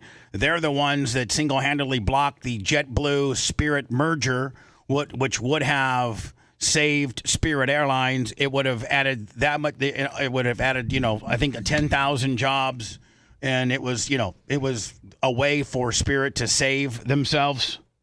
And instead of now, I don't know what the economic hit will be. You're going to have all these planes that are, going to get pennies on the dollar. I'm assuming that all the airlines will snatch them up because, good jets are hard to find, good used jets. Yeah. And so the JetBlues and the Uniteds and the Deltas and the Americans. The Frontiers. And the Frontiers and the Breeze and the Southwests, they're all going to snap these up. But it would have been way more healthier had the Biden DOJ let them merge with JetBlue. That's why they're on. That's why what happened. And it happened over the weekend. I think Friday night, maybe Saturday morning. Here's a pilot, a 43-year veteran. I think he makes the announcement, Lummy, over the intercom to the people that this is their final flight. We got a notice from our union, right, that we're going to be ceasing operations at 3 a.m. Eastern time today. My flight deporter. Met a lot of friends along the way. Had some great conversations with some of you over the 14 years. Had some not so great conversations occasionally. A lot of crazy stuff has happened, but it's funny as we sit here, I'll speak for myself. I don't remember any of the bad times. Man, listen, I don't want the guy that's fixing to land me crying over a few of the good and a few of the bad times. I want him to be focused on 1-9er, 6-9er, and get in there efficiently. The good months. Like, if I'm the co-captain, I'm smacking him in the shoulder. Shut up. By the way, $20. Maybe if he's taxiing to the gate, you know, he could get a little emotional then, but not as he's putting the airplane down. You got to see through tears. Now that he's on glide slope, final approach, we're 1,500 feet in the ground, and we need to put this big bird, quietly on the runway. I don't need him, break it up like a little bitch. Believe it or not, started flying in 1983. And I don't need your resume. I don't need any of that. I need to be like, ladies and gentlemen, this is your captain. Just to let you know, got a clear approach right into TIA. We should be landing shortly. And then after we land, I'd like to take a few minutes we are taxiing to our gateway for a brief little, back in the day type deal. Appreciate you. We got a straight shot in. No crosswinds as to speak of. Weather is mild and 83 degrees. And so it should be a nice little touchdown. And I'll be talking to you shortly. Thank you for flying Spirit for the last time. Called Charter Air at the time. He's putting his resume out there, though. He needs a job. He needs a Is job. anybody in here, man, that's got a private jet or something? And in 1992, it changed its name to Spirit. So we've been in the air since 1983. What is that? 43 years. And unfortunately, that's over. All she wrote. So thank you for your support over the years. And onward and upward, right? No. Let's touch this bitch down. Yeah, just put it down quietly, kid. Yeah. God bless you all. Yeah, Lane does. I'm not what if clapping. you had just thrown an Allah Akbar at the end? Oh. People would be freaking out. You're looking at a very empty Spirit check-in area at Charlotte Douglas International Airport after Spirit Airlines. Big Tidwell, Mike Tidwell, our former pilot. I think he flew for Spirit. Yeah. I'm going to have to call him up today. Ceased operations overnight after bailout talks with the White House broke down. Chanley Painter has the details now. Chanley. Hey, good morning. So earlier, the company announced it's going out of business, ending its operations immediately, telling passengers not to even go to the airport. That's why it's so empty there. They said this quote, "To our guest, all flights have been canceled and customer service is no longer available. Despite the company's efforts, the recent material increase in oil prices and other pressures on the business have significantly impacted Spirit's financial outlook. With no additional..." Now, Dan, were flights more expensive this weekend compared to what you fly Miami to Tampa all the time? They were a little more. My round trip about a week before was, I think, $420, $430, somewhere in that range. And after Spirit announced that they, two things happened significantly. Spirit folded, and then they moved the Formula One race up 3 hours because of the rain forecasts. And I tried to change my flight to earlier. $1,450 one way. Yeah, that's what the numbers did. They went from 400 to 1,400. Private Willie. It was unbelievable because everyone that lost their flights back through Spirit was trying to, redirect. And some of them had to go through Tampa, and it was a madhouse at the airport. How long a drive is it? 4 hours too long. 4 hours? 4 and 4. But if there's a lot of traffic because of an event, it could be, you could easily turn to 5, or if there's an accident on $1,400. I mean, I didn't spend. I had to take it already. Funding available to the company. Spirit had no choice but to begin this wind down. And this morning's announcement could impact hundreds of thousands of travelers and reportedly 17,000 Spirit jobs. Some 17,000 employees through the month of May. Here's what I don't understand. The government allowed Delta and I think American or United. I think it was Delta and United, or American and United. They allowed those two to merge. I don't know how long ago, maybe 5-10 years ago. But they wouldn't allow JetBlue and Spirit. Like, do you see what Elizabeth Warren said? No. Right above it. That's her tweet when it all went down. Like when the merger. Oh, here we go. She voted. So Elizabeth Warren, who's a senator, I don't know from where. Massachusetts. I've warned for months that a JetBlue Spirit Airlines merger would have led to fewer flights and higher fares. Justice, ATR, and U.S. Department of Transportation were right to stand up for the consumers and fight against runaway airline consolidation. This is a Biden win for flyers. Yeah, well. Yeah, that's Well, it's bizarre because there are some massive airlines like, Delta, American, United, just massive Well, the ones that are airlines. left. The ones that are left. Right. And so, but these were two budget airlines that really found a way to make their business model more efficient, and it was blocked. And so I wonder if history will blame Trump for the Iranian war causing Spirit to fold, or really this blockage of the merger. If you were going to be intellectually honest, they couldn't because when this merger got blocked, they lost the financing. If you were going to be intellectually honest, this started with the DOJ blocking the merger. Well, that's where this started. They're already changing the narrative. What do you mean? They're already saying if Trump wasn't so focused on the Iran war, that he would have saved Listen, I call it Airlines. like I see it. I call it straight down the middle. I have some anti-Trump stuff I'm going to talk about here momentarily with him being obsessed with Bill Maher and Jimmy Kimmel, and that's not pro-Trump. But if I'm going to be intellectually honest, this has nothing to do with the Iranian war. This has really very little to do with jet fuel prices.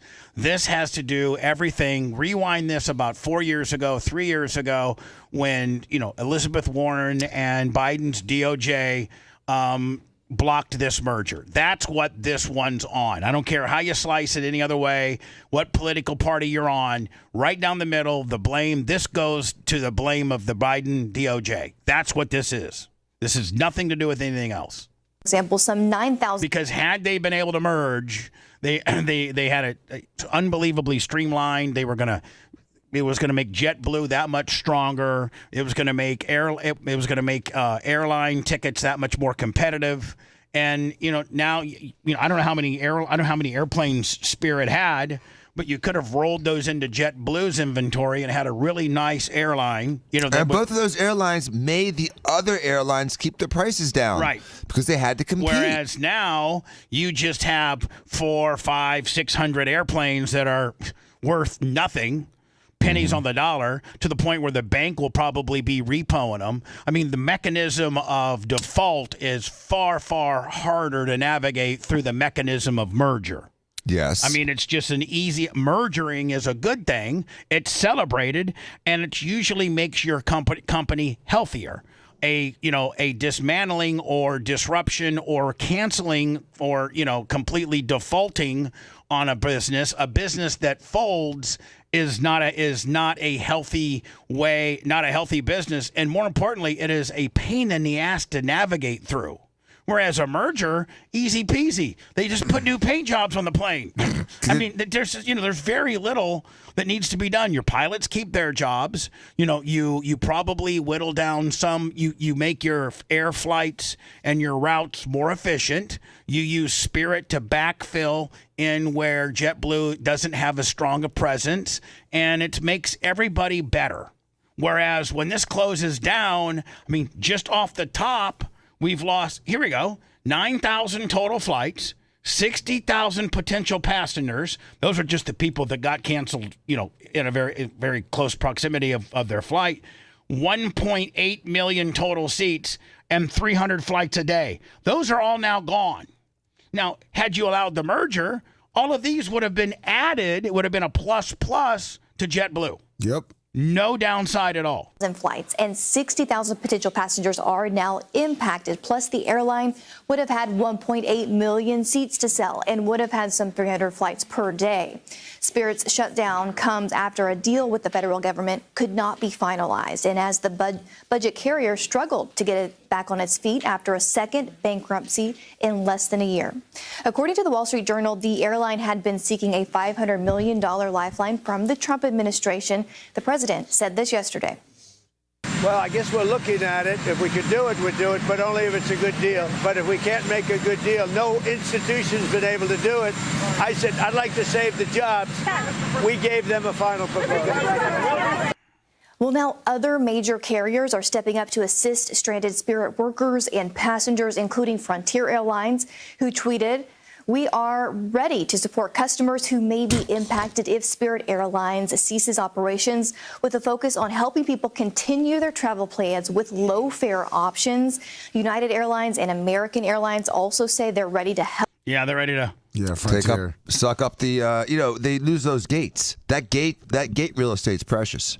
So because they have to pay fees for these gates, and there's waiting lists for these gates, and so all those Spirit gates are going to get, just again like Jesus is closed, just rolled out to the bidders. Here's the other thing: banks. Nobody. These are these are $150 to $200 million airplanes, and so there's Spirit Airline, a bank's going to repo them, and it's going to be a pain in the ass to unwind all that, and they're going to be lucky to get what they owe on them. I don't know how I'm going to get to Jersey this year now. Is that you took Spirit? Yeah, that was the only airline that went directly from. Good luck, Frontier. Oh Jesus, I'll just fly to Philly. Take a cab. Lummi, here is the montage of Trumpness that I wanted to get into. This, I think, is, I guess, yet another extension. 24 hours. Another extension. So you're more like kill. No, I'm more like get it done. But how do you get it done without killing more people? I don't know. Because we took out the entire military. The rest is taking up. Maybe you should have thought of that before you got into it. Maybe you should have, thought about it a little bit better. Because it's not, I guarantee you this is not going as planned. I guarantee you when he sat down with his Joint Chiefs of Staff and his cabinet that they're going to be like, okay, we're going to go make this go about 80, 90 days, and we're going to give them 5 extensions. And then when I tell the American public this, then they're going to come out with another news release that says completely opposite of what I said. They're going to close the strait, not close the strait, charge tolls, not charge tolls. Like stop half-assing it. We need to just be done with it, whatever that entails. I don't know. I'm not saying I'm not saying that I know what needs to be done. I'm just saying the American public, we're getting tired of the extensions. We're getting tired of all of this. Well, I wouldn't have to. I didn't say that. I said that if we left right now, it would take them 20 years to rebuild. But we're not leaving right now. We're going to do it so nobody has to go back in 2 years or 5 years. They told me about the concept of the deal. They're going to give me the exact wording now. Yeah. Now, we have the deal, supposedly. Yeah. We have the deal. Yes. Last night you also said that only 85% of Iran's missile-making capabilities has been eliminated. Correct. Is that other 15% important? Does the United States need to eliminate that? Well, I'd like to eliminate it, yeah. I'd like to. It'd be a start for them to build up again. And, yeah, I would like to eliminate it. Sir, under what circumstances would you please start military strikes on targets? Well, I don't want to say that. I mean, I can't tell that to a reporter. If they misbehave, if they do something bad, but... Is misbehaving and doing something bad not considered when you go and flank what the president just said with 14 points that you need in order to get this deal done? Now, what's the source of those 14 points? I don't know. We'll see here momentarily when I get them. Now, we'll see. But, it's a possibility that could happen, certainly. Mr. President, in your letter to Congress... So, this just in, and I don't know where. I think this is being reported by Fox News. Yeah, Dan, to answer your question. Mm-hmm. And Reuters. And Reuters. Reuters. Yes, Reuters. which is very reputable. Reputable. Yes. They're reporting it. Yep. Iran 14-point plan sent to the United States. And what's Tasnim news agency? I'm not familiar with that. It's probably a Middle Eastern version of Reuters. It's probably a Middle Eastern subsidiary of Reuters. Yeah. 30-day talks to end the war. Demand U.S. withdrawal troops. Lifting of U.S. blockade.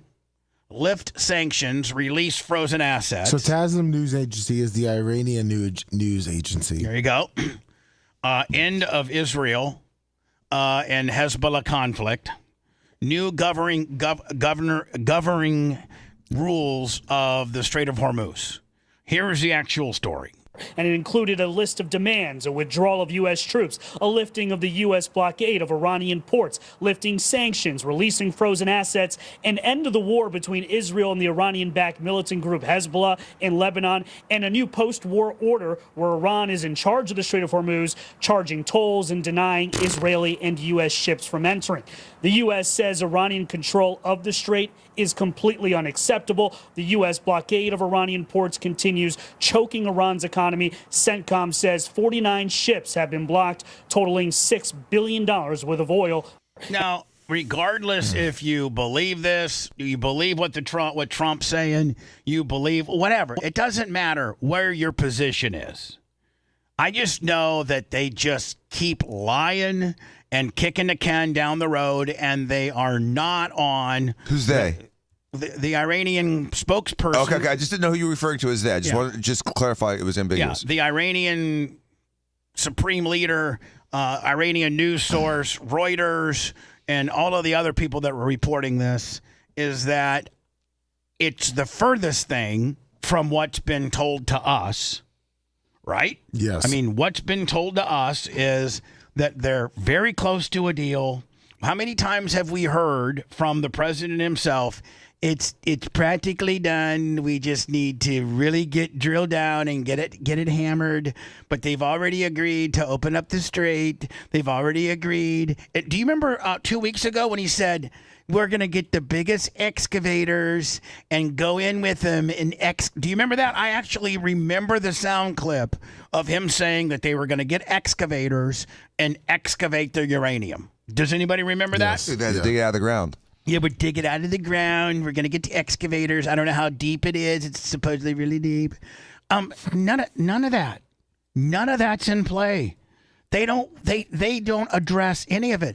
And instead, they try to make us look like we're the ones that are insane. And that, we for wanting any of that, I think we only want three things.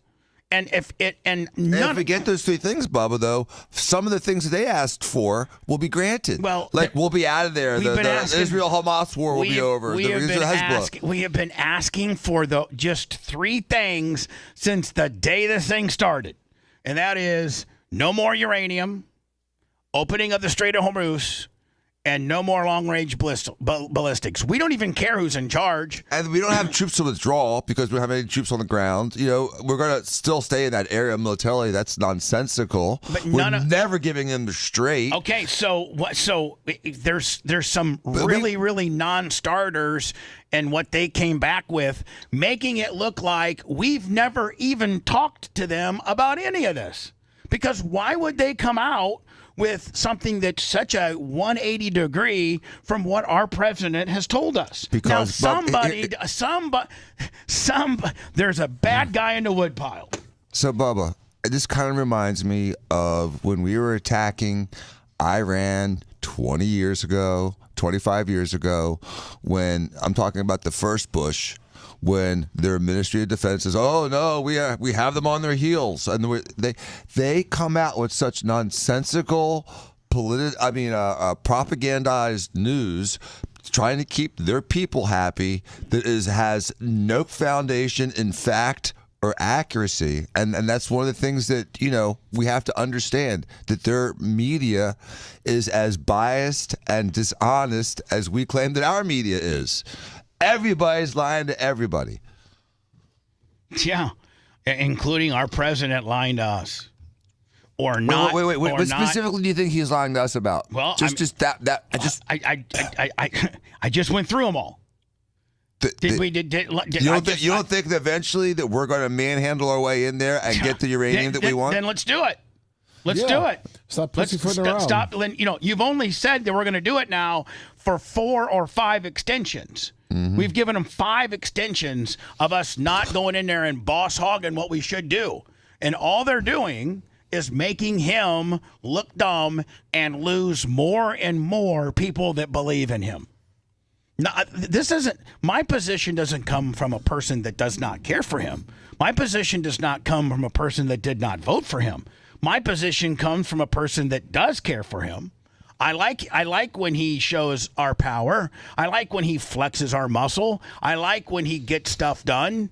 I like what he's done with ICE. I like what he's done with some other things. But this country has a history of pulling presidents' chains and just being the bully of this region for 47 years. And our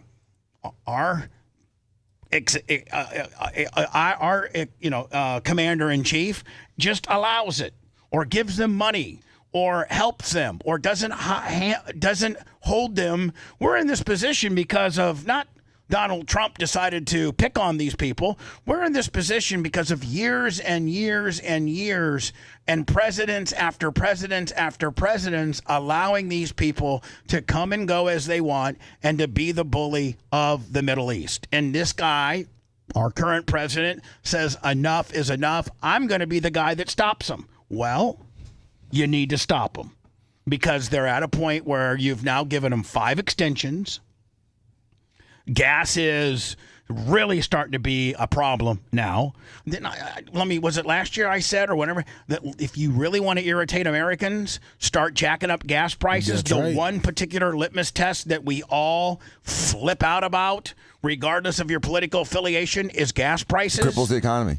And so they know what they're doing. He just needs to know what they're doing. And he doesn't have a very long leash left. I sent you the excavator clip that when he spoke about it. Yeah, so Dan, I know that I didn't mishear this, and I know that he said it, and when he said it, I believe him. He's my president, and I believe him. He's strong. He comes from a position of strength. But I'm now starting to doubt what comes out of his mouth when, 2-3 weeks ago, he leads me to believe this. He said, well, maybe the B-2 attack wasn't so good. Even to this day I hear it, because we want to get the nuclear dust. It's way down there. You need excavators and everything to get it. But we want to get it. We'll take it one way or the other. We'll get it. We'll either get it or we'll take it. They'll either give it to us or we'll take it. But all right, so that was 2 weeks, 3 weeks ago? When was that? That was April 30th.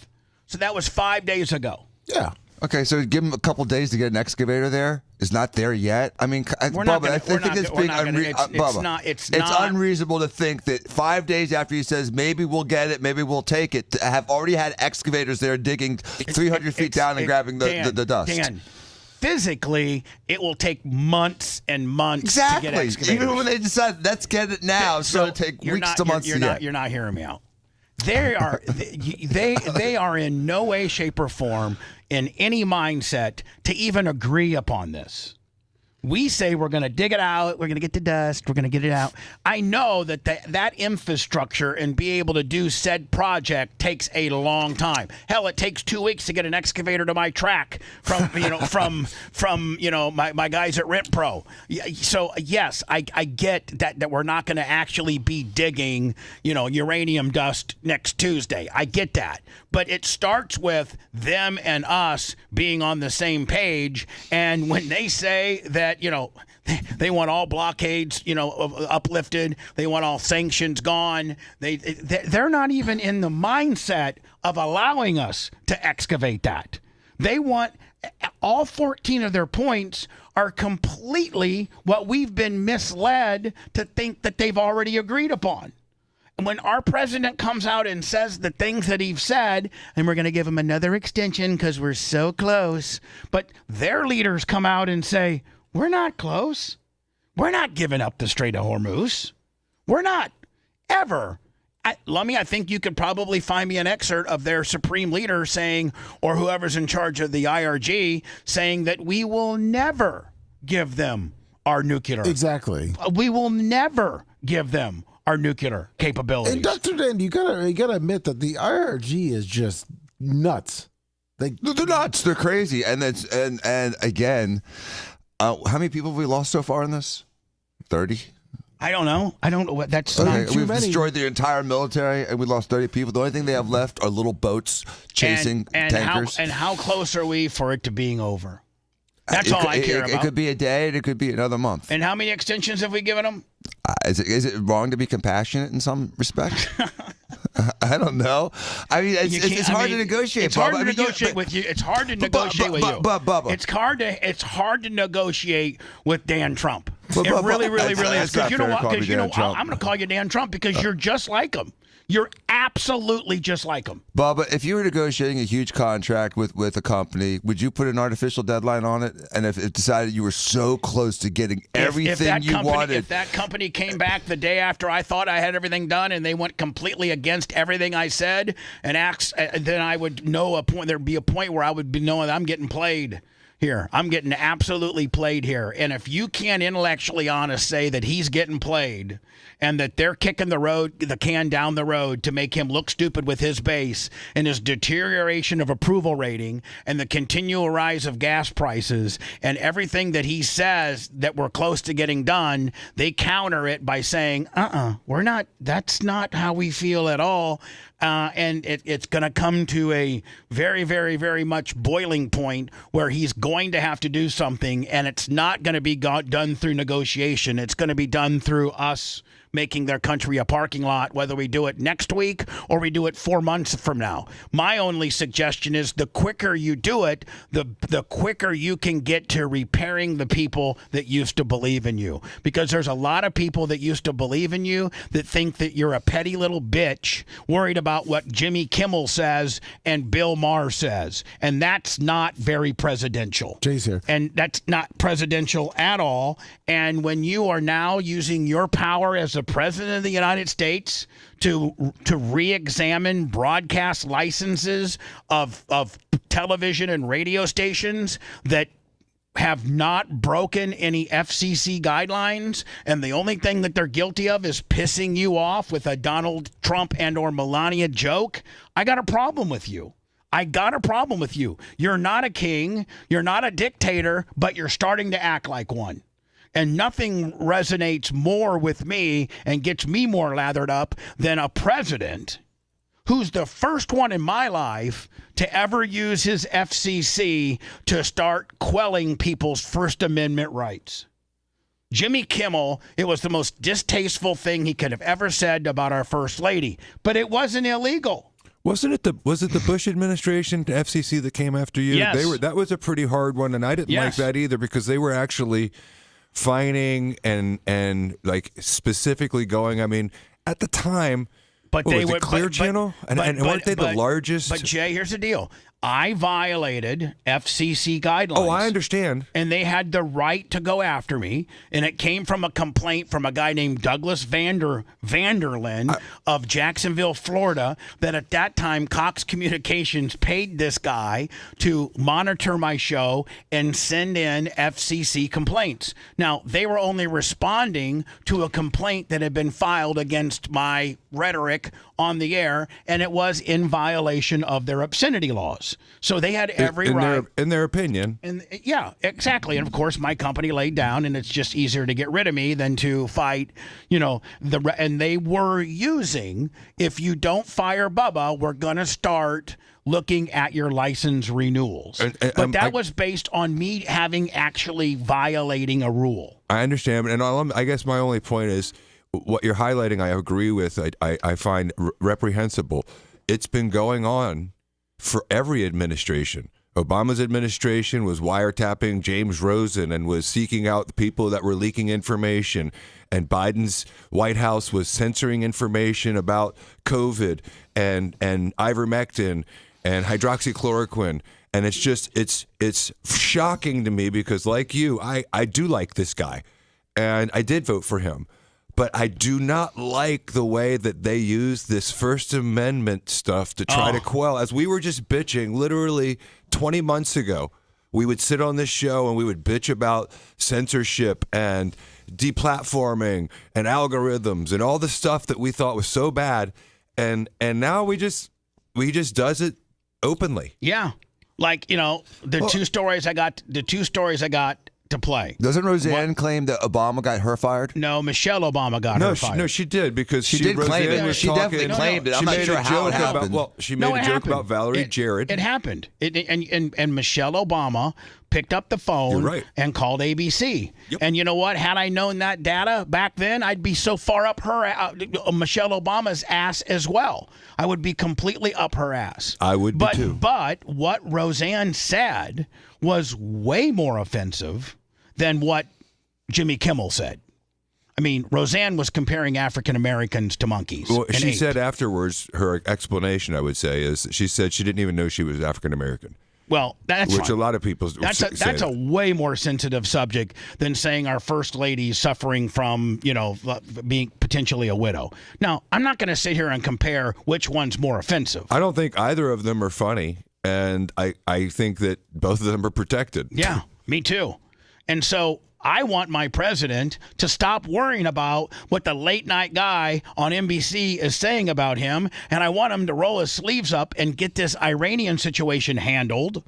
I want him to do presidential type things, and worrying about what kind of jokes people are saying about you.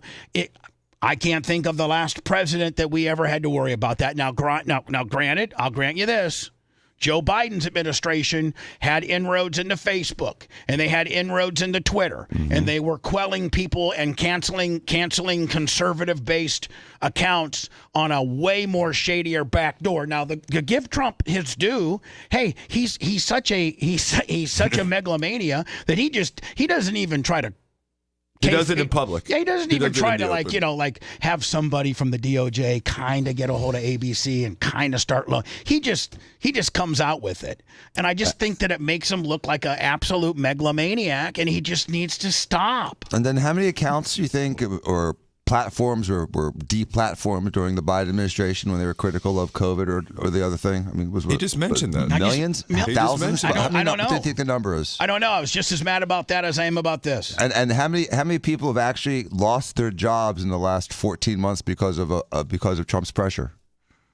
I don't know, but Trump does not have he's drunken with power, and the fact that he does not have the power. He will get his ass handed to him, Dan, by the SCOTUS if he takes this to the Supreme Court. He will get his ass handed to him. Takes what specifically? The Jimmy Kimmel gonna take ABC's broadcasting licenses away based on a joke that Jimmy Kimmel doubled down on. If he takes this in front of the Supreme Court, he will get his ass handed to him by the letter of the law. For sure, they did that to Biden. They found that Biden's censorship of people during COVID was a blatant violation of the Constitution. Yeah. They just didn't talk about it. Yeah. Well, this one and Biden didn't talk about it because he was too stupid to even know that he was doing it. But also, like you're saying, his government was trying to at least do it tacitly behind the scenes and not just bulldogging it like this one. Yeah, Trump's here's the deal. You're trying to get ABC to deplatform and pull Jimmy Kimmel as their talent off the air because he has made jokes about our president. And the president is using his commission, the FCC, an agency that he's in charge of, that reports directly to him, to make up these rules that don't exist. Mm-hmm. And then go and the most precious thing a broadcaster owns is their license. Threaten that, they'll do anything. They're saying now that television broadcast, licenses in the markets that ABC has individually could be worth between $250 million and $500 million. And so Trump, these are very coveted and very, very, very worth a lot of money. And so for our president to pull these away from them based on a joke that was uttered about him, these licenses should be pulled when you have done, objectionable or indecent things, or not kept a correct EOE file, or not do the emergency broadcast system, that alert, there's mechanisms that television and radio stations can violate that put you in the possible license revocation world. And making fun of the president, I know I need to break much. Making fun of the president is the furthest thing from you having, as a station owner or ABC or Disney, have to worry about losing your license because your late night guy did a couple jokes about the president. And it makes the president look stupid and petty for doubling down on this. He should be like, I don't care about Jimmy Kimmel. He's stupid. Nobody watches him. But do you think that's why he hasn't just cleaned house in Iran? I don't know why He was too concerned with what the people think. I don't know. Yes. If you're if you're concerned about what the people think, then you would make this thing last a lot shorter than longer. And you would be more transparent. Listen, he should have a press conference today at noon and say, listen, you've read all the things, I've read all the things. We are so far apart. What they tell me one day, they don't mean the next. I don't know who's in charge. The time is out. We're going to take the next step tomorrow at noon. Well, those whack jobs over there don't have any idea what this whack job's going to do tomorrow at noon, and maybe, just maybe, we could come up with some resolution. Otherwise, we've got to start bombing them. We've got to take them out, because the longer this goes, the dumber and weaker he looks, in my opinion. And this comes from a guy that voted for him. Yeah, I actually heard a good question today from somebody, which was shocking, from a reporter, which was, the government says they've eliminated 85% of the missile capabilities. What are you going to do about the extra 15%? And what do you say? Well, we may get there eventually. But that's what I agree with you that he should do that at a minimum, I think. And then these little boats that are coming out and like shooting cap guns at, ships, they should be taken like the narco terrorists in the Atlantic Ocean. There's no downside to it. If they're sending these little cigarette boats out to attack other countries or our countries, they're attacking. They're on the offense. Yep. We have every right to defend these tankers. And when we blow up every one of them, because they decided to go on the high seas and try to be disruptive, that will show that maybe that'll show them. At a minimum, shouldn't we be doing? I think we should be doing that, lighting them up every time one of those little cigarette boats goes out there. There should be a video of it being turned into dust. Yeah, like we have. Anyway, when I return, Bill Maher has pissed him off now. The Jimmy Kimmel thing continues. We got that and more. Well, at least he has his priorities in order. Great. What do we do with him now? The Bubba the Love Sponge Show returns after these words.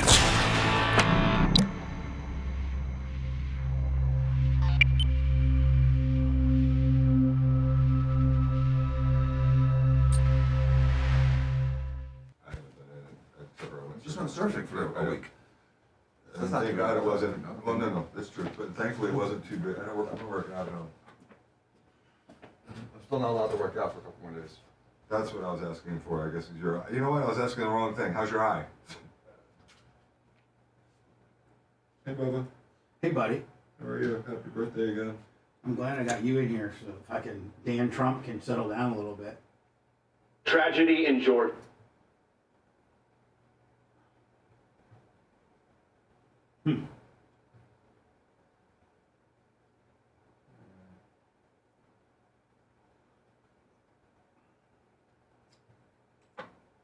One last question. Jimmy Kimmel has apologized. Is it a good apology? What's going to happen with Johnny Cooper after this fucking other first series game loss? I mean, whether he apologized or not. I think we should leave him where he is. I like him too much. What are we going to get? Exactly. I don't know how a guy can be on television. As long as we have Vasilevsky, we're going to be okay. That was a shitty fucking goal at the end there. And then we knocked his shoulder. It was crazy. Knocking Republicans and conservatives and Trump. Amount of shots ever was 100% of his time. They didn't have a shot. I started looking at it like the second period. Provisions, etc. Not supposed to work that way. They hadn't scored since one. But They hadn't he's shot not a funny since guy. 1 minute and He got 21 no seconds. ratings, and I don't understand how It's he can be a certain on element of luck, ABC right? is putting themselves in great jeopardy. Actually, That's like NFL. A lot with players' health, who you're getting pulled. I mean, there's a lot of them.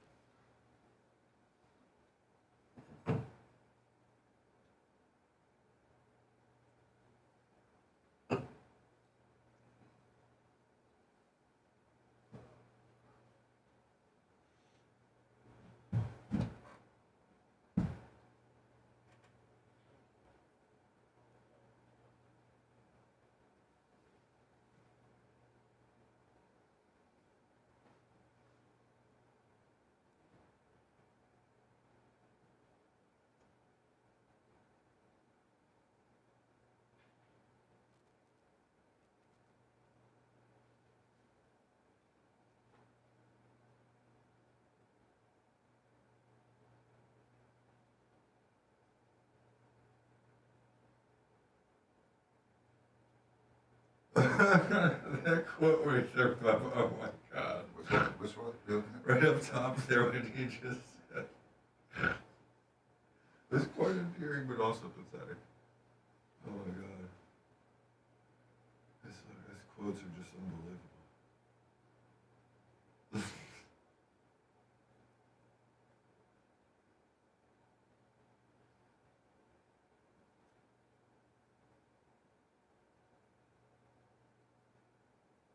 Yes, looks there.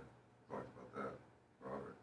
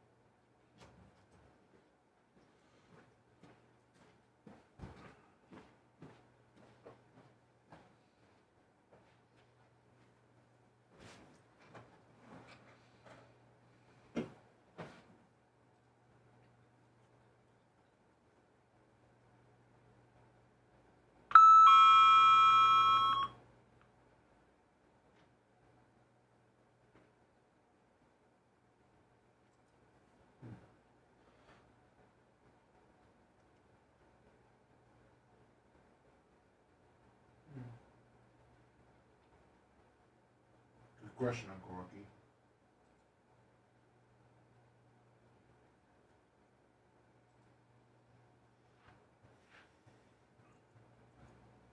I can't believe that is still on the news. She's been on the news since O.J. Simpson in '95. She covered Court TV, and then she got picked up by Fox for about 25 years, and then she's been on Newsmax. I mean, it's unbelievable in the 7 o'clock slot. She's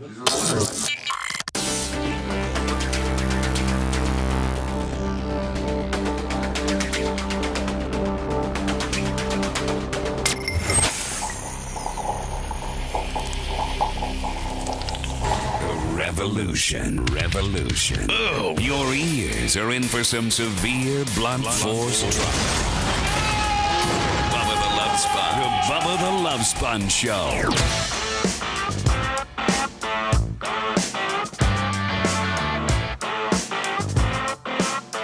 Jay has joined us.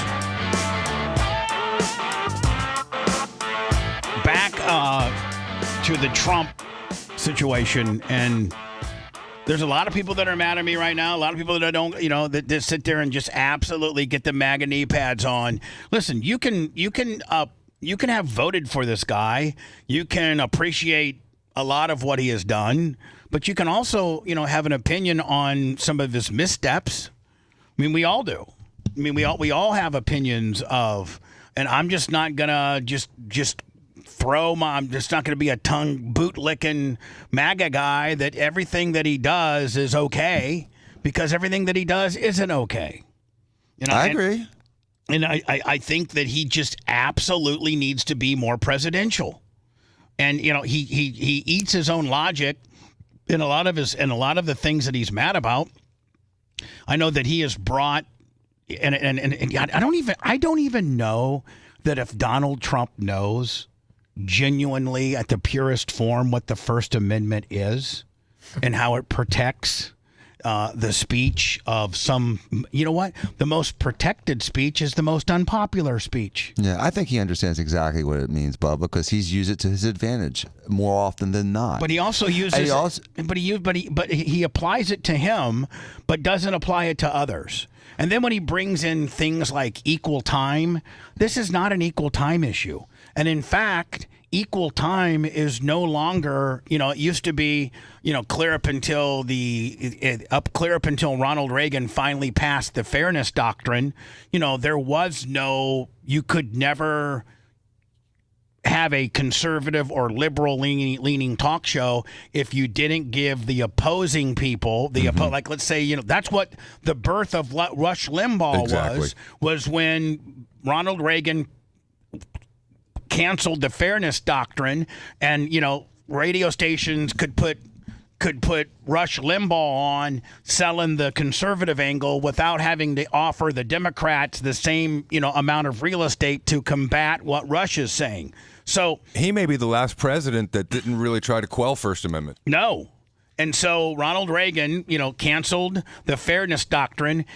How many times did you see Bill Clinton? Now, Rush Limbaugh became a multi-millionaire.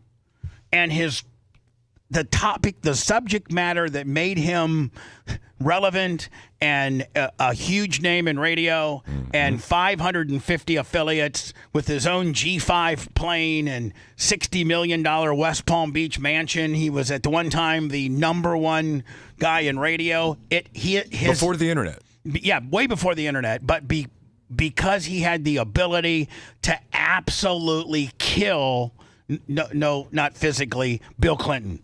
If he didn't have Bill Clinton as the bad guy, his career would have been bunk. Because and some of the worst portions of Rush's career was when there was a Republican in office, because he didn't have he didn't have the boogeyman to go after. He killed it again when Obama came back. So exactly. So how many times did we hear Bill Clinton? Because I'm telling you right now, Rush Limbaugh used to light him up and throw the Monica Lewinsky stuff on there. Bill obviously gave him things to, a whole bunch of material to oppose. But how many times did you ever hear Bill Clinton go, oh, wait, I just want to let you know, we got to get that Rush Limbaugh off the air. I'm going to have my FCC look into all the stations' licenses. No, he never did, because Bill Clinton understood the First Amendment. Bill Clinton understood that as the president of the United States, you are the most popular public person in the world. In the world. And people have the right to virtually say anything about you. Now, where he has won lawsuits against 60 Minutes and ABC is where they have taken other candidates and allowed them to spiel their spiel and then edit it to make them look, namely Kamala Harris, to make them look better. And then they wouldn't allow Donald Trump to edit his portion of the interview when they interviewed him. They just let it rip with no editing. That's where Donald Trump has won these lawsuits against these media companies based on they editing the Democratic candidate to make their candidate look really good and polished, and not allowing Trump and the Republicans to edit Trump's responses. That's where he's won all of his money. And he had one against Stephanopoulos that was based on a false statement of fact. And the only reason I know that's because I do First Amendment. I paid attention now. And that's when he was on there and he accused Trump of actually being convicted of rape when he was found, liable for defamation for denying sexual assault, which is a much different thing. And Nancy Mace was on, I think it was the George Stephanopoulos show. And so there was one time, only once, of all the things where it was about somebody that gave something that was not an opinion, because you could pretty much say anything about anybody, right? Especially a president. Yeah. It's I played the Mark Ober stuff that I used to play, where he would kill puppies and touch children. The Jerry Falwell case is the most outlandish thing in the world. Almost the more outlandish you get, the more protected it is. But our president doesn't seem to understand that. That's what drives me insane. He needs to watch Larry Flint. One last question. Jimmy Kimmel has apologized. Is it a good apology? Do you accept the apology? I haven't heard him apologize, but he's a lowlife, whether he apologized or not. He's a lowlife. He always has been. He shouldn't be on television. And here's the thing. Does Donald Trump even know the power of the FCC and what they can and cannot do? And Jay, I think you'll be the first person to agree with me. If this goes where ABC fights it and it ends up at the Supreme Court, Donald Trump will have his ass handed to him. I don't think the Supreme Court, they'd be 9-0. Yeah, 9-0. 9-0. I don't know how a guy can be on television. No, Derby B, I'm not Bubba Stern. Stop with that nonsense. Can you not understand that I'm right? That I am right on this situation. I'm correct. and that I'm only criticizing our president because he doesn't know the law that he's trying, and he's going to look stupid. And you're trying to give him suggestions of how to avoid the landmines. I mean, it's not like you're just burying the guy. What he is doing is fundamentally illegal. He is illegally, trying to get his commission, the FCC, to enforce laws that have never been enforced, that are not enforceable. You're not even in the right lane. The only way you could get Jimmy Kimmel off the air is if Jimmy Kimmel was to do an FCC violation, indecency or obscenity or a fleeting expletive or something like that. And I haven't heard anyone make that allegation. No. Like they made against you and made against Nipplegate and made all those things where they were specifically saying this is obscenity.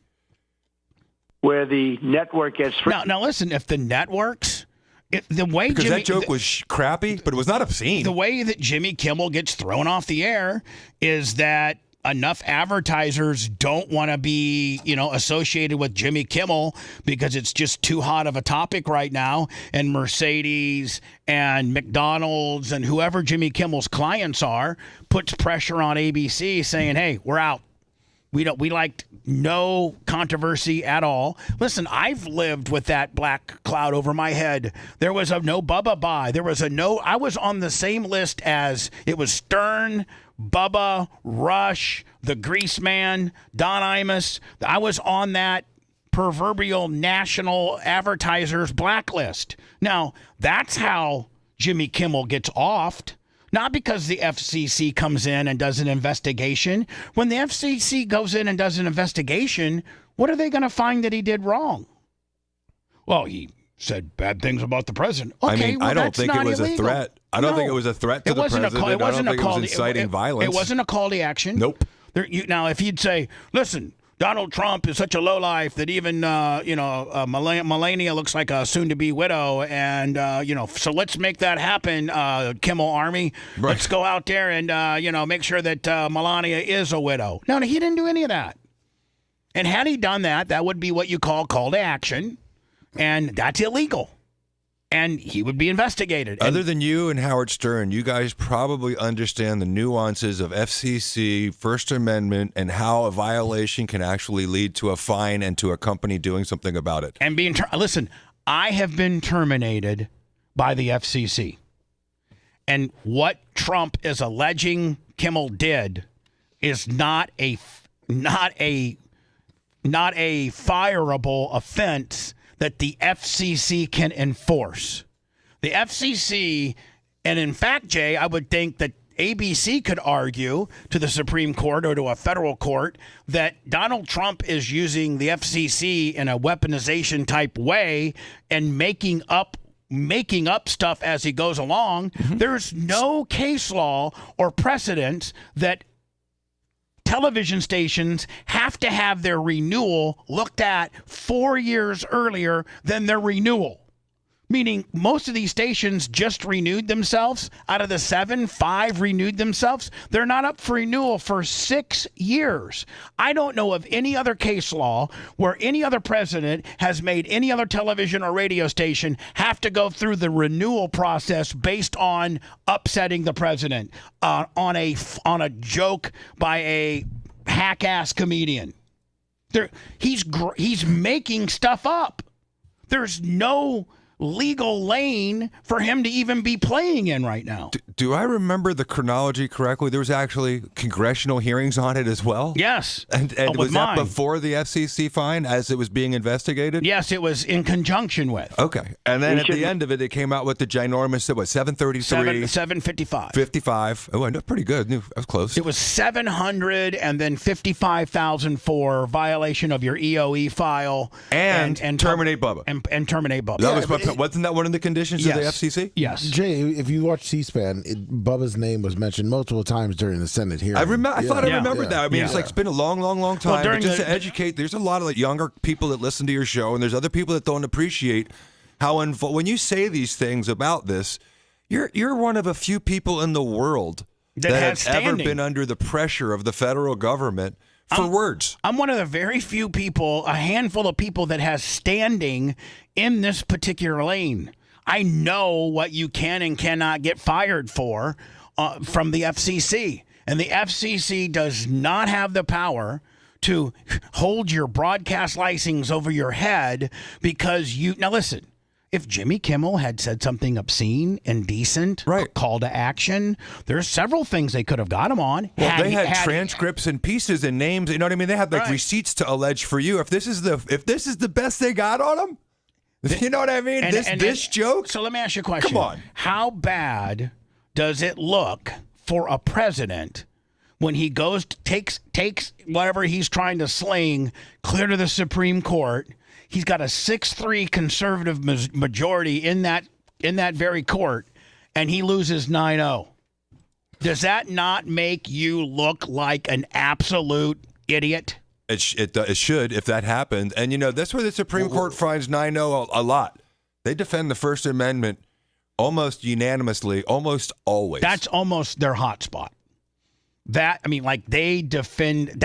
It's a reason why it's our First Amendment. It's fundamentally the most important thing we have as a country.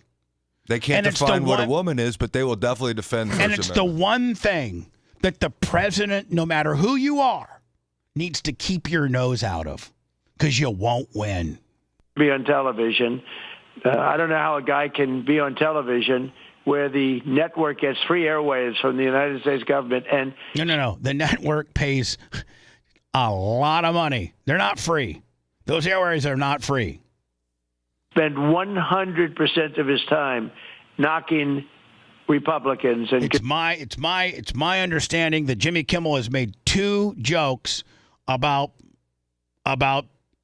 President Trump. Whoa, Bubba. You telling me that in this latest go around? Okay. He's made 2,000 jokes about him. In this latest go around, it's been 2 incidences. In this latest go around. And here's the thing: why is our president worried and monitoring about what the Jimmy Kimmel is saying? Clinton didn't like Rush Limbaugh. He talked about him. And guess how many times that Clinton enacted his FCC to go into Rush Limbaugh's affiliates and have their license renewals looked at?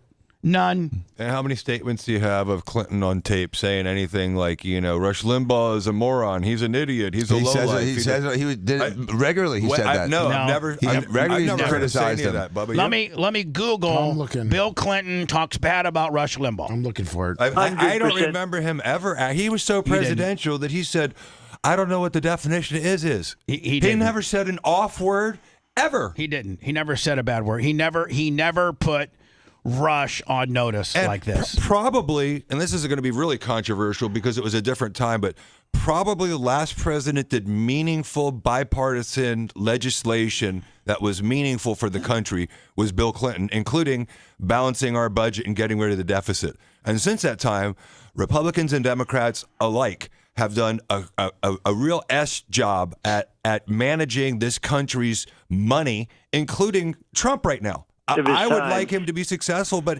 he's doing the same thing. I never imagined this would be what he's doing. Knocking Republicans and conservatives and Trump 100% of his time. It's not supposed to work that way, equal time provisions. No. You don't even know what you're talking about. Jimmy Kimmel is not held by equal time issues. Jimmy Kimmel, if he spends 15 minutes making fun of Republicans and you, ABC doesn't have to give 15 minutes to Republicans or you for that matter. You don't even know what you're talking about. That way, equal time provisions, et cetera. Not supposed to work that way. But he's not a funny guy. He's got no ratings. And I don't understand how... And I don't disagree with that. I have a problem with that you're that obsessed with this guy. Well, there is a certain obligation. When during the presidential election, when Fox would have Trump on, they would always say Kamala was given an opportunity and she declined to respond. I mean, when you're doing hard news, they do that all the time. But this is not hard news. This is late night. I mean, it's comedy. Jimmy Kimmel is a comedian, and he does a nightly monologue. And I mean, you could go back to Johnny Carson and this whole stage or late night talk show arena to David Letterman, to some of the, to Arsenio Hall, to Conan O'Brien, to, Steve Colbert. To Bubba the Love Sponge. You remember the line? Yeah. Nobody goes to the Bubba the Love Sponge show for news. So here's the deal. Like, the president just is so out of line here. He doesn't even know the argument that he's trying to bring forth. He can be on air. I think ABC is putting themselves in great jeopardy, actually. Yeah. By expand on that. So he's just saying they can keep him on air, huh? Well, he's saying that by keeping him on air, ABC's. Well, let's listen to it. He can be on air. I think ABC is putting themselves in great jeopardy, actually. They've already paid me $16 million. George Slopadopoulos said things that were untrue, and they had to pay me $16 million. So this is very serious what's going on there. People think All right, so like. You know what the difference is there, Bubba, too, is there was a specific false statement of fact. There's none of that. And there's no call to action, as you're saying. And there is no equal protection standard as it applies to jokes. And so everything you're saying is so accurate. And for anyone who doesn't understand, you can criticize President Trump for the way that he's handling this, and you can still like the way he's handled the border. Yeah. And you can still like the way he's handled immigration. I love the way he handles immigration. I love the way he's handled the border. I loved a lot of things about him. But I'm not going to just sit unilaterally and support him when he makes an ass out of himself and he just validates what everybody who says he's a megalomaniac, narcissistic asshole that really, really sometimes just takes a hard line stance on something that doesn't matter. And when we have the absolute hot mess that we have in Iran and Iraq. He's mad at Bill Maher now too. Tells Fox, stop booking him. Like, who does he think that he's God? Does he think that he has that power? I mean, Bill Maher has been so different since he went to that White House dinner. He still rips him, but he gives him a lot more respect than he used to. So I can't imagine. And I watched his what's the thing with Newsom? Yeah, he's got Club Random. He's got Club Random, and he's got his normal show, the Bill Maher show on HBO. But he's, again, a comedian. President Trump reignited his long feud with Bill Maher in a fiery rant targeted both the comedian and Fox News. Radar Online can reveal the 79-year-old blasted the HBO host as a moron and urged conservative media to stop giving him a platform. In a sprawling Truth Social post on Saturday, Trump took aim at Fox News and continuing to feature Bill Maher.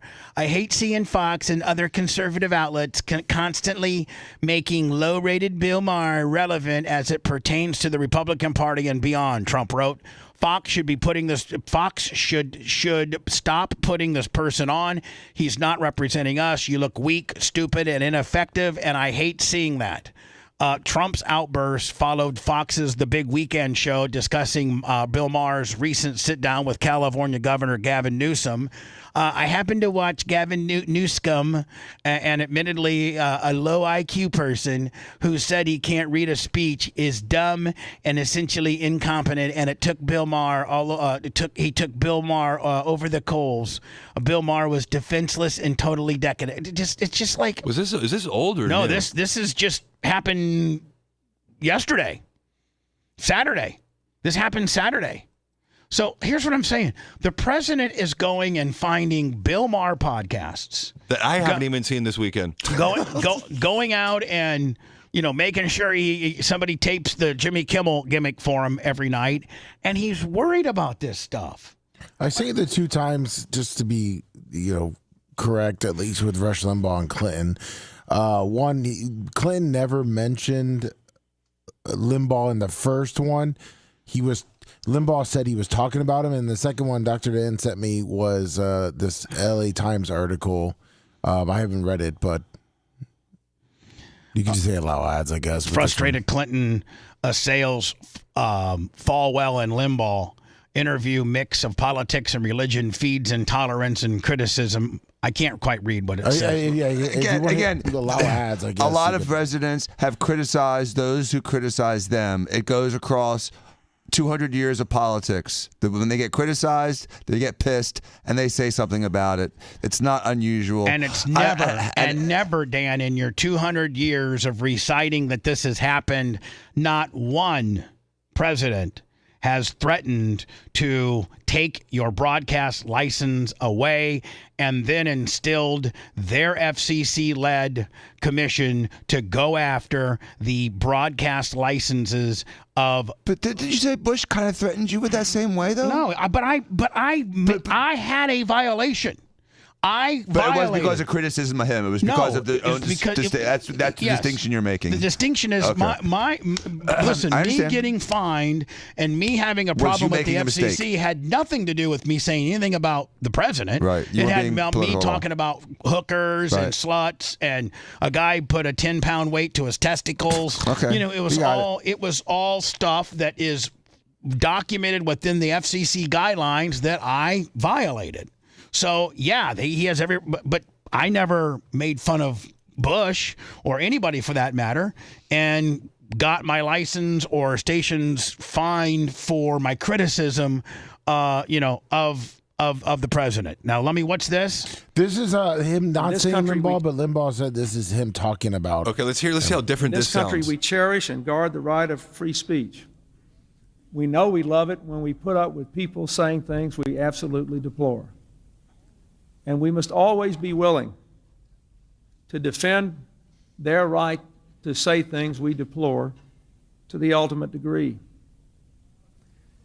But we hear so many loud and angry voices in America today whose sole goal seems to be to try to keep some people as paranoid as possible and the rest of us all torn up and upset with each other. They spread hate. They leave the impression that, by their very words, that violence is acceptable. You ought to see, I'm sure you are now seeing the reports of some things that are regularly said over the airwaves in America today. Well, people like that who want to share our freedoms must know that their bitter words can have consequences, and that freedom has endured in this country for more than 2 centuries because it was coupled with an enormous sense of responsibility on the part of the American people. If we are to have freedom to speak, freedom to assemble, and yes, the freedom to bear arms, we must have responsibility as well. And to those of us who do not agree with the purveyors of hatred and division, with the promoters of paranoia, I remind you that we have freedom of speech too, and we have responsibilities too. And some of us have not discharged our responsibilities. It is time we all stood up and spoke against that kind of reckless speech and behavior. Now, hold on. This was about as eloquent, how you say it? Eloquent. This was about as eloquent. This is presidential. Do you know why? Hold on. Be quiet. This is presidential. This is thought out.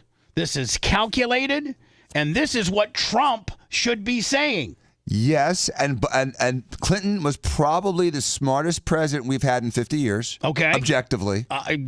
Will not disagree. He was absolutely one of the smartest, one of the best statesmen of all times. Yep. We always say that Obama was such a good statesman, but Clinton was smarter and better. Yep. There's no question about Absolutely. it. And these are the words that both sides should be listening to, because the other side, and one of the things that you could say arguably today is the other side throwing out things recklessly, calling people in charge a fascist, a communist, Hitler, a murderer, a misogynist, a rapist, a genocidal maniac. There's responsibility with those words as well. Dan, that's what we're saying. Is if he would just say the same thing. If Trump would just say the same Trump words that doesn't you have said, the intelligence. that's not criticizing. Then there you go. That's not criticizing Limbaugh. Then there you go. Trump. That's not criticizing Limbaugh. He does criticize Limbaugh. No, in it's that not. article. It's saying he's criticizing the Democrats' responsibility to respond with words, is what he's saying. And that's the same thing that we could say right now if President Trump uttered those identical words. It would be meaningful to the country. Way more meaningful. I agree 100%. But he did criticize him in the article that Lummy's got. But that has nothing to do with you're right or wrong. We're trying to articulate I'm not saying a I'm point right or wrong. now. I'm saying that Clinton is absolutely a better spokesperson and more intelligent than Donald Trump. I'm not arguing that in one way whatsoever. And I'm saying that both sides need to understand the responsibility that comes with free speech. That's not what you were saying. That's what you what I were just saying said. is that that Clinton has said the same type of stuff about Obama and same stuff. No, he never did Clinton about didn't say anybody. anything about Obama. About Limbaugh. He never said anything. Read the article I said to Lummy. An article. Every clip that Bubba's played this morning with Trump, he said something so unprecedented. And I really support the guy. Everyone's a moron. Everyone's a lunatic. Everybody's getting rid of him. I mean, don't put him on the air anymore. You're stupid. Man. You're stupid. He's a low IQ person. Every single person. One thing you cannot say about Bill Maher is he's dumb. You can disagree with him, but that's like saying Bill Clinton's dumb. Objectively wrong. Bill Clinton's not dumb. Okay. Bill Maher's Maher not dumb. is objectively not dumb. He's not dumb. Okay. I agree. So when he's saying those stupid things, low that's IQ what we're not trying to say that he's different than every president, Dan. Period. No one's been similar to this guy. No one's been as sensitive as this guy. No one has been as responsive as this guy. No one's had a platform like this guy's had. And all Bubba's been trying to say all morning is hey, man, it's a little different. It's a little different this time. And you cannot, hold on. I agree that his delivery sucks. But hold on. No. But he's not even in the game. He doesn't even know his own power or lack of. He does not have the power to use his FCC commission as a Gestapo, weaponization of a commission. He doesn't even have the standing to go ahead and try to make these ABC O&Os have to renew their licenses that just have been renewed. He's going to get his ass handed to him by a federal judge. He doesn't have the he doesn't even know how to play the game. There's a better way to ingratiate yourself with the American citizens than attacking a comedian. Get the fuel rates down, get the price of eggs down, get the things that the people in the United States care about His down. approval rating, Dan, Finish is 32%. Finish the war. I agree. Let's impeach him. Let's move on. Who said that? Who said to another president that understands the law better? Who said impeach and is more him? Gracious, has a better delivery. Who said impeach him? Dude? Nobody's saying that. Wow, Dan. Well, if he's violating the Constitution by using the FCC, who said that? Bubba's saying that, and you're saying that. No one's saying impeach him. No, I didn't say. Bubba did. said that. I said Bubba's saying he's violating the. You said who's saying that? He is violating stop interrupting me, please. You guys are both saying he's violating the Constitution by infringing on the First Amendment. Not violating the Constitution. He's violating his power. He doesn't have the power. So you're saying he's abusing his power by trying to use by threatening a protected right, which would arguably be an impeachable act. And so let's remove him and replace him with someone more presidential and statesman-like. That's such a binary BS argument, dude. Please argue that to me sometime. I think you could. This is so fixable. If somebody could talk to him and say, Donald, that's such a weak argument, Dan. Stop worrying about what people are saying under the freedoms of the First Amendment, and make America great again by making people like you again, by doing the right thing on the big sores that you've put Band-Aids over currently, which is mostly this Iranian war you've gotten us into. And he can say funny things that doesn't be self-deprecating, like when he talked about the bulletproof vest. I don't know if I can handle looking 20 pounds heavier. Not presidential, funny. It doesn't need to be. Everyone's a moron. Everyone's an idiot. Everyone's a lowlife. It's so low not IQ. Helpful. Everybody's it's low not IQ. Helpful. As you're saying, you can't say hateful things. I've already sued George Stephanopoulos for $16 million, and I'm gonna basically have my FCC look into the 7 stations and their renewal process. They currently broadcast for free on American airwaves. You don't even know what you're talking about. Like, how can you be the president of the United States and not know how the FCC works? And you never said the word impeach. That's ridiculous. I don't want him impeached. No. I don't want him impeached. I want him to fix us and his ability. What's this? Oh, this is so this is Clinton kind of complaining about the press. Did this is the for way he ceasefire. was able to do it. Say it. And listen. Let's be honest. This guy was getting rang through the ringer. Yep. I mean, with the Monica Lewinsky stuff, and we were all. I was guilty of it. I absolutely dressed him down like you wouldn't believe. Let's see how he defended his position and what he threatened to do that people that necessarily didn't go lockstep with what he was doing. we're all across the political spectrum, and they came out in general terms that you were 21st. And on public persuasion and economic management, they gave you a 5th. Pretty good. Pretty good. They gave you a 41st on moral authority. They're wrong about that. Why, sir? They have no idea what I was subject to. And what a lot of people supported. No other president ever had to endure someone like Ken Starr indicting innocent people because they wouldn't lie in a systematic way. Every day, an entire apparatus was devoted to destroying him. And still not any example of where I ever disgraced this country publicly. I made a terrible personal mistake, but I paid for it. And I will go to my grave being at peace about it. And I don't really care what they think. Oh, yes, you do. They sir. have no idea. Excuse me, Mr. President. You care. I can feel it across the room. No, you I feel care. it very I deeply. care. You don't want to go here, Peter. You don't want to go here. Not after what you people did. And the way your network, what you did with Kenneth Starr. The way your people repeated every little sleazy thing he leaked. No one has any idea what that's like. You never had to live in a time Sounds like when the people Russia you collusion. knew and cared about were being indicted, carted off to jail, bankrupted, ruined, because they were Democrats and because they would not lie. So I think we showed a lot of moral fiber to stand up for that. To stand up to these constant investigations, to this constant bodyguard of lies. If I'm Donald Trump, I got to go to words. But if I'm Donald Trump, I'm calling up Bill. I'm saying, I just want to let you know, Bill, I've been looking at some old tapes and stuff, and you really, really had a lot of heat on you. You really did with that dress and everything. But I got to tell you, Bill, can you help me navigate through this Jimmy Kimmel? He was good, man. He was good. Oh, he was good. He didn't call him a moron like he does to CNN fake news. No, he just told him. Looked it right in the face. He said, "Tony, be careful. Be careful where you go." Hey, I'm gonna tell you something. You better be careful. My wife your network, man. Your network didn't do me right, but it was was sucking Ken Starr's D, but it was burying me, buddy. But I'm just saying, man. How would Trump have said that same thing, Bubba? I just want to let you know I'm going to sue every one of you, and you guys will be having a lawsuit. You'll be paying me just like George Snappalopoulos did. Oh, and by the way, I was scared when he said, "Watch yourself." I was scared when he said that. Hold on, I'm going to be taking your license away. The FCC will be contacting you today, tomorrow at noon, to try to start to worry about your license renewal. But we just renewed our license last year. It lasts 8 years.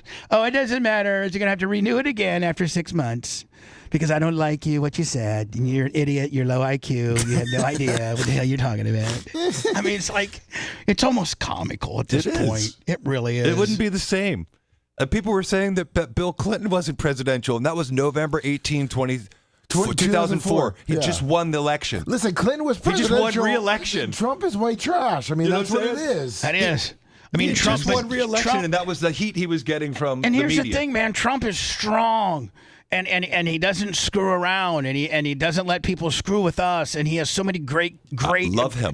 Great attributes and qualities, but he just lets the stupid stuff. He gets down the whole rabbit hole of some of this stupid stuff, and then he starts making stupid decisions and stupid comments, and he just needs to stop and be the badass ass kicking, gun-toting president that we need him to be. He needs to end this war, and then he needs to, worry about the midterms. If he ends this war relatively soon, it's the greatest gift he could give all of his fellow Republicans for midterms. Yes. And gas start coming down. You know, it'll take 2 or 3 months for it to come down to prices that we can live with, but that aligns itself perfectly with the midterms. You know, July, August, September.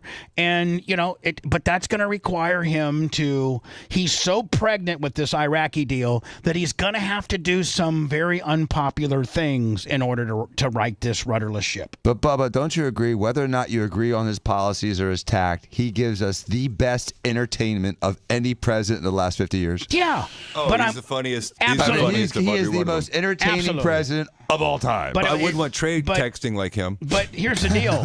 Here's the deal, Dan. He gives us the best entertainment, and he's our guy, but he's going to look stupid. And he's going to look weak when he tries to keep screwing with ABC and they get in front of a federal judge, or more importantly, in front of the Supreme Court. Well, the court of public opinion already hates it too, Bubba. Yeah, I got to go. I'm 2 breaks behind. We deviated from the norm, and look what came of it. You have some issues, kid. The Bubba the Love Sponge Show returns after these words.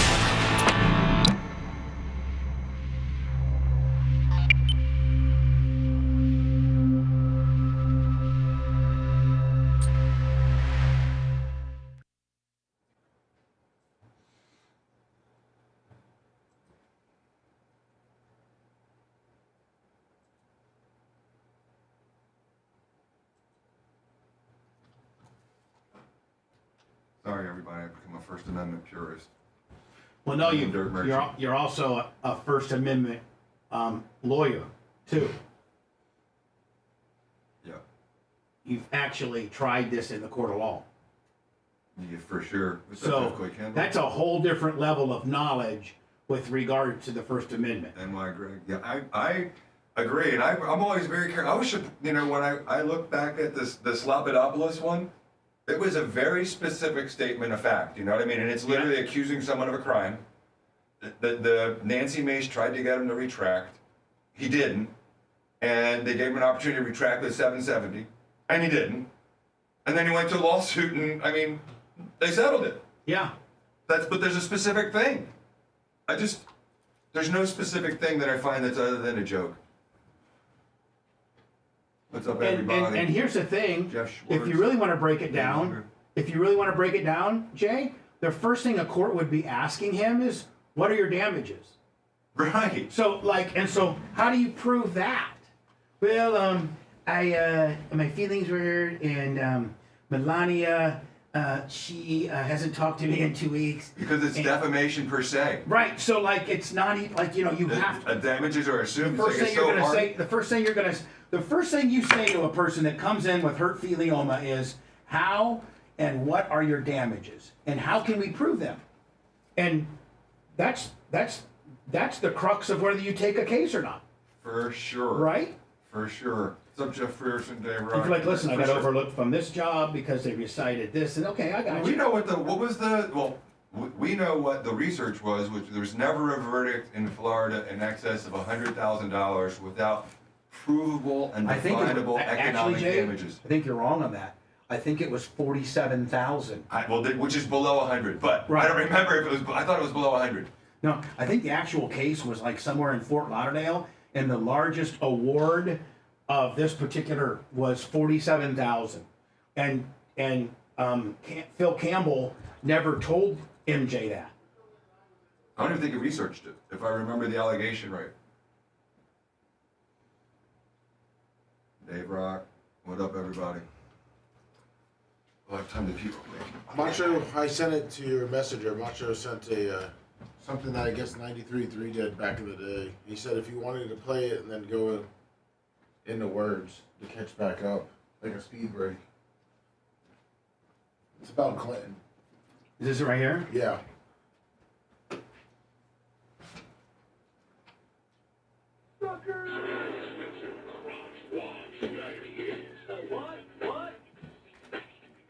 Oh, I got so many Clinton songs. Oh yeah, I know. No, I'm not gonna play this.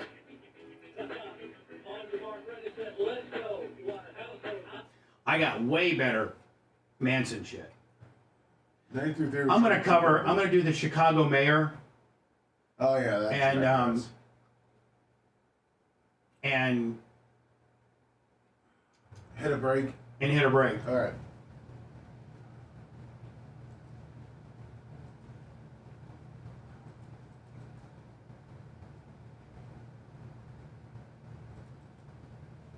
What's up, Uncle Rocky? Snizzuk. That's right, by the way. His way. That's right, by the way. $20. Hit that thumbs up. Thank you, by the way.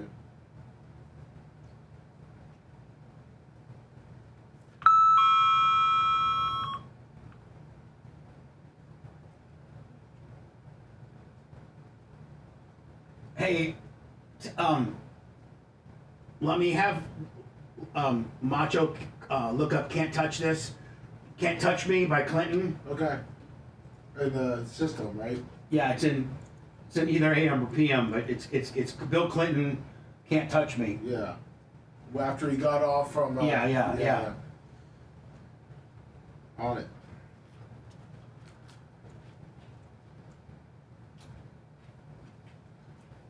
Let's see if we have it on the YouTube.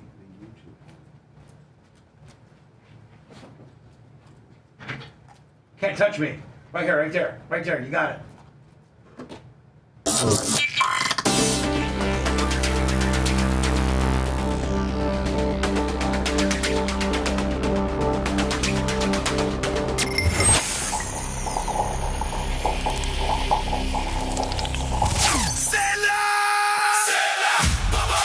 Shield your home with storm-resistant siding from Morgan Exteriors. Take advantage of our special this month. Get 20% off your project plus free installation. Choose from high-performance vinyl or fiber cement siding, built to stand up to Florida's toughest storms, heat, and humidity. Don't wait. Schedule your free consultation today to lock in savings. Visit MorganExteriorsInc.com now. That's MorganExteriorsInc.com. Morgan Exteriors, protecting Florida homes for over 30 years. Time to scratch that itch, is it? Listening will give you no health benefits, but all the carcinogenic after effects.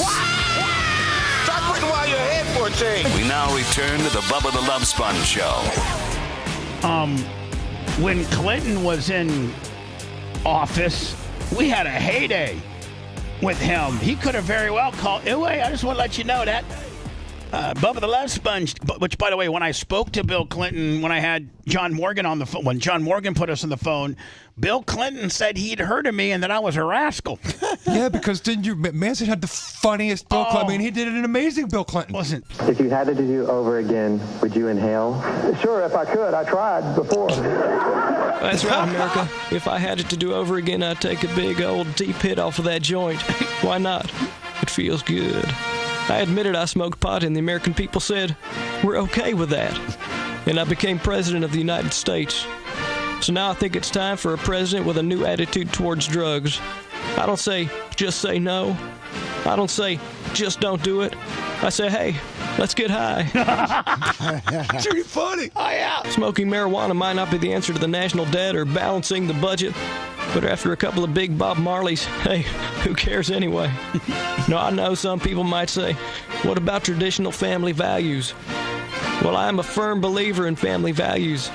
I do not believe pregnant women should smoke marijuana. Hey, look what it did to Chelsea. Now, if you'll excuse me, I have to attend. I mean, this is as bad as anything Jimmy Kimmel said. Oh, it's hilarious. Yeah. To some important foreign affairs.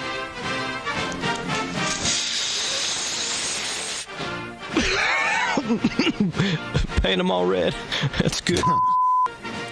And then remember when Hillary Clinton had it's 3 a.m.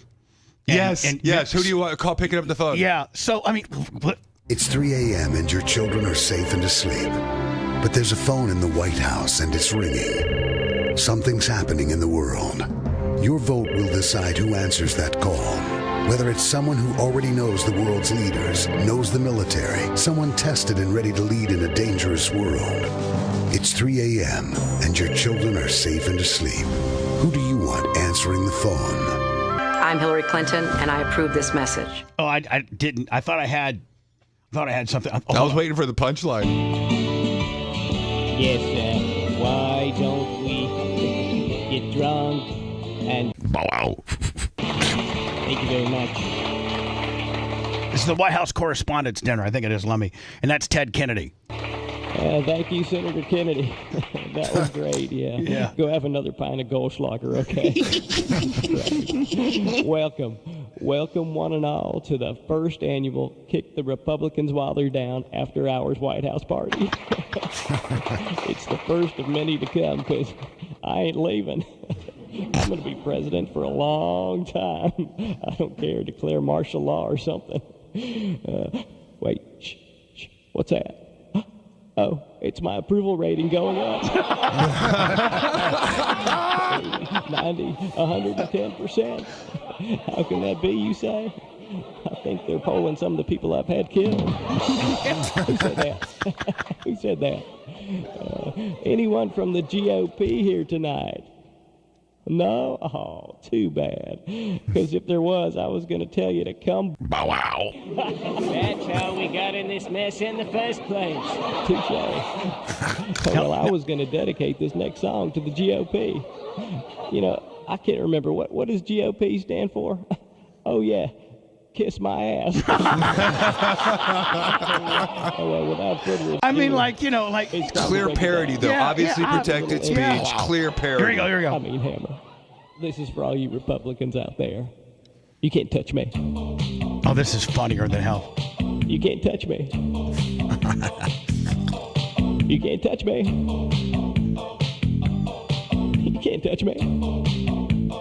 My crotch is starting to burn. Need another fat intern. Drive by the GOP, but I'm too slick. They can't impeach me. I'm good. I'm the chicks. I'm like Teflon, cause nothing sticks. I get so much, cause I'm the president. You can't touch. I told you, Trent Lott. Can't touch me. I'm guilty of sin, and you know it. You can't touch me.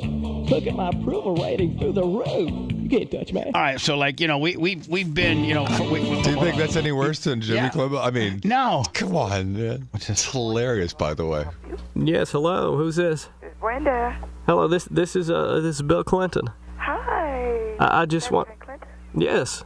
This is a blessing. Good morning. Good morning. I just wanted to call personally and thank you for all your hospitality yesterday. Oh, look, and we'd love to do it again, over and over if we could. It was truly a heartwarming experience. You're not sick, are you? No, well, you know, it's going around, that chest congestion.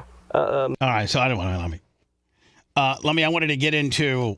I'm going to go to words now because I cannot, for the life of me, from a well-liked politician and Bill Clinton to who we have now in Donald Trump, who I think Trump can certainly pull the nose up.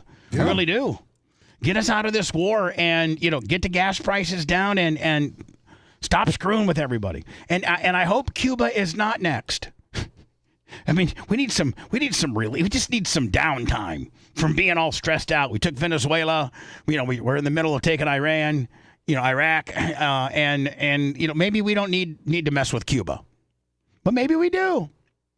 But when I return, Lummy, the mayor of Chicago, you look at these cities: Minneapolis, Detroit, Chicago, Philly, New York, you know, Seattle, Los Angeles. I said Minneapolis. Oh, did you? Los Angeles, yep. San Francisco, and you look at these mayors, and there's one thing that's obviously the common denominator. And the majority of them are African American.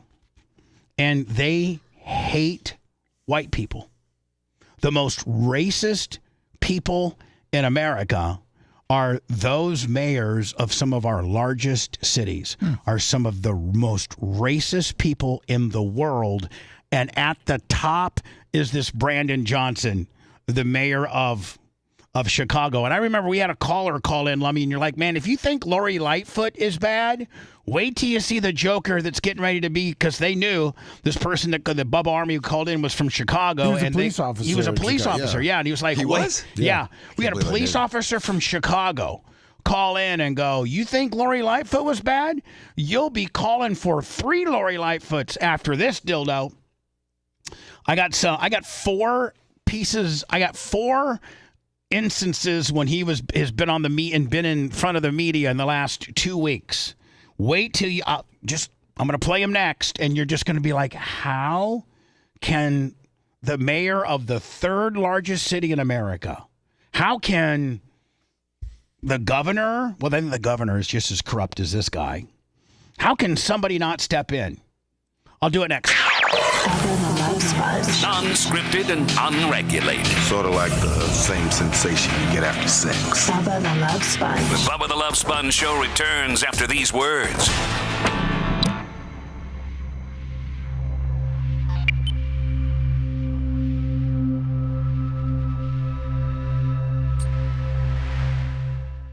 Say this last name right here. Man, that's Greek if I've ever seen Yeah, I Greek. know. Giannoulis? Giannoulis. He has 18.3 million for his mayor, and Johnson has 813. Is that like in the Democrat primary, or is that like the whole thing? Yeah. He's So third, he's Thomas third Gilson Jr.? among best known potential mayoral challenges. Kind of like Bob Buckhorn. Yeah. You know? He just played parody stuff. Did you miss that part? What up, Holyoke Joe? Right back at your buddy. Good morning, everybody. What up, Nick, the gun guy? How you doing, buddy?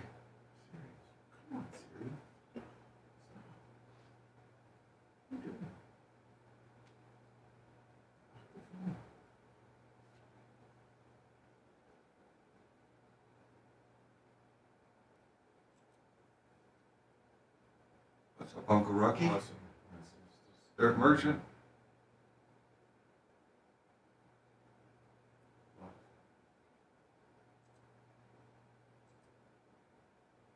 Robbie Rodman.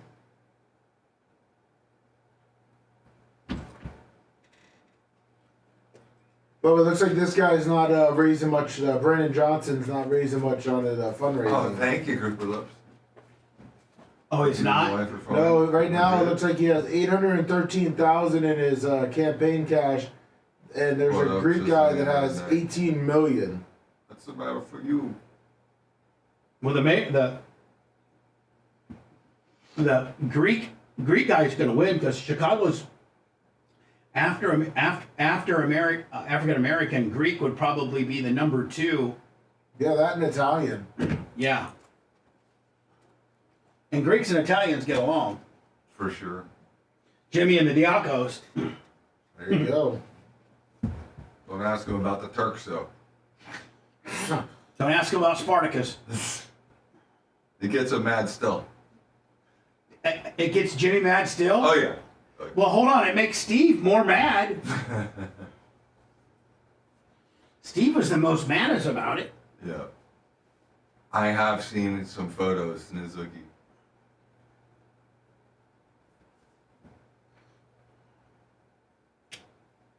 I think there was a poll put out too. 34% of Chicagoans think he's doing a good job. What's up, Nicole and Drew? Great White, I used to water ski and wakeboard all the time. Wakeboarding, I did it until I had too many whiplash injuries and tweaked my little tiny knees. I could still slalom ski really well. I just don't have a boat and don't do it very often. So, Lummy, I'm going to do that reactionary stuff afterwards. Perfect. If you get me set up. Yeah, of course. We'll get everything set up. Like I said, it's in that email. And then I sent the newest one that's from that St. Pete chick that I think you'd like. She's the one that. So I sent it to you, and it's a forward, but it's the full body cam. It's like 20 minutes. And a lot of people are posting her because she's 21, kind of hot. That's right. Okay. The Turks. Jeff Shorts. What up, buddy? But I could have sent you like 30 of them. I have so many in the hopper. Okay. Yeah. No, Greek food doesn't suck. Greek food's good. I have to eat it sparingly. Yeah, but it doesn't suck. No, it doesn't suck, but it's not like A gyro, I don't know, top 5. A gyro is always good here. As long as you have like an hour to burp afterwards. A nice little Greek salad. Too much cucumber. You can't have too much Greek cucumber. salad's better than Italian salad. What? What? I'm sorry, I don't need to eat fucking eating salami the whole You don't need fucking day. meat. And it's like you don't need protein. You just need fucking lettuce, like a rabbit. Put chicken on there. That's a fat pig. That's not a true Greek salad. It's got chicken on it. I know. I ate it. That's an American Greek salad. Yeah, exactly. Because my grandma would make the Italian salad. Yeah. It was just. We call that an antipasta. Yeah, I know. It was pretty much just meat. Lift up the fat pig. I like it all. I just like to razz Jimmy. It was literally ravioli, lasagna, spaghetti, antipasta. Yeah, that's every meal, every holiday I've had. Yeah.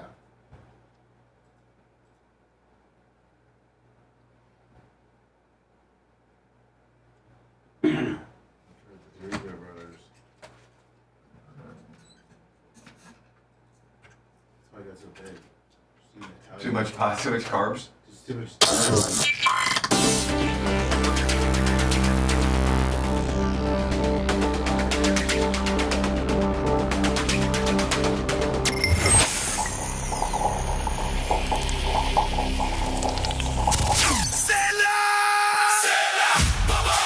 From your friends at GetAbox.com, introducing the all-new Mini Box. Oh my gosh, Rob, have you seen my new mini box? It's so small it fits right in my pocket or tucks away discreetly behind the TV. You'd never even know it was there. No way, Gabby. That thing is tiny. Does it still get all the programming GetAbox is famous for? All of it. And the mini box records straight to a USB drive, so you can save anything and watch it whenever you want. And the price? Mini too. Right now, use promo code Bubba at checkout and get $25 off your mini box at GetAbox.com. That's promo code Bubba.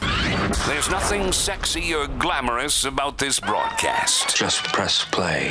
Bubba the Love Sponge. You're listening to the Bubba the Love Sponge Show. So I got to be quick about this mayor of Chicago, Brandon Johnson stuff, because I got this voicemail on my phone Saturday, and it was two of them back to back, and I got to play them for you people because I don't know if somebody needs help. I know the only thing I can decipher is they're running out of minutes on their cell phone, and I don't know if it's somebody that's retarded or illiterate or really ethnic. I cannot decide, and they're really in trouble and they need help. It's unbelievable, and I'm going to play it before we leave. Here are the 4 examples of, in my opinion, the most disgusting the most disgusting mayor that we have in our mayoral system of large Democratic cities. And his name's Brandon Johnson. He's an African-American from Chicago. And I'm just going to tell you right now, it's my opinion. And I'm not a black guy. But he is absolutely the most racist, race-baiting person, probably next to Whoopi Goldberg. We just watched an entire city council in transparency try to take wages away from the very people who are part of an industry that has its ties to slavery. Nobody's hiding from that. What? I am boldly declaring that we need reparations in this city, and that's why I'm funding it. Let me play it one more time for you, Jay. He's talking about restaurant owners? What's that? He's talking about restaurant owners? Yes. Here we go. We just watched an entire city council in transparency try to take wages away from the very people who are part of an industry that has its ties to slavery. Nobody's hiding from that. I am boldly declaring that we need reparations in this city, and that's why I'm funding it. That's example number 1. Here's example. So let me, just in the last 4 or 5 days of the news cycle, I have found this. Making sure that my administration, here we go. Been very intentional about making sure that my administration, unlike previous administrations, have people who work for me that reflect the community. Once upon a time, just to be very blunt with you, 2 administrations ago, 70% of the mayor's administration were white men, right? And that's just not a diversified approach, I believe. Been very intentional. So he basically only hires African Americans, or he's discriminated against white men. Here is so a reporter, Lummy, from the Chicago Press talks about an instance where an illegal alien grabbed a Chicagoan and bashed her head against some railing and killed her. And this person had been let out of jail by this mayor's wide sweeping, we don't want to incarcerate illegal immigrants. A lot of these mayors have that policy. Well, they will not incarcerate illegal immigrants and not work with ICE. Yep, sanctuary cities. So this is a sanctuary city, and they won't answer the question. When the news media, the Chicago news media, WGN, WBBM, Channel 2, when they try to ask this mayor, he's got a little spokesperson that whisks them quickly out of the room. Well, the real Chicagoans that I talk to, that I communicate with, mostly black and brown, actually, tell me that you don't seem to know the difference between illegal aliens and real Chicago citizens. They feel that you are siding with the illegal aliens over them in their communities. And sadly, William, let's get to the question. Let's get to the question. The real question is simply this. So that's the handler stepping in. Yep. I don't know how to make it any more direct. An illegal alien from Nicaragua grabbed a woman on the north side last week, bashed her head into the sidewalk, knocked her unconscious, and raped her.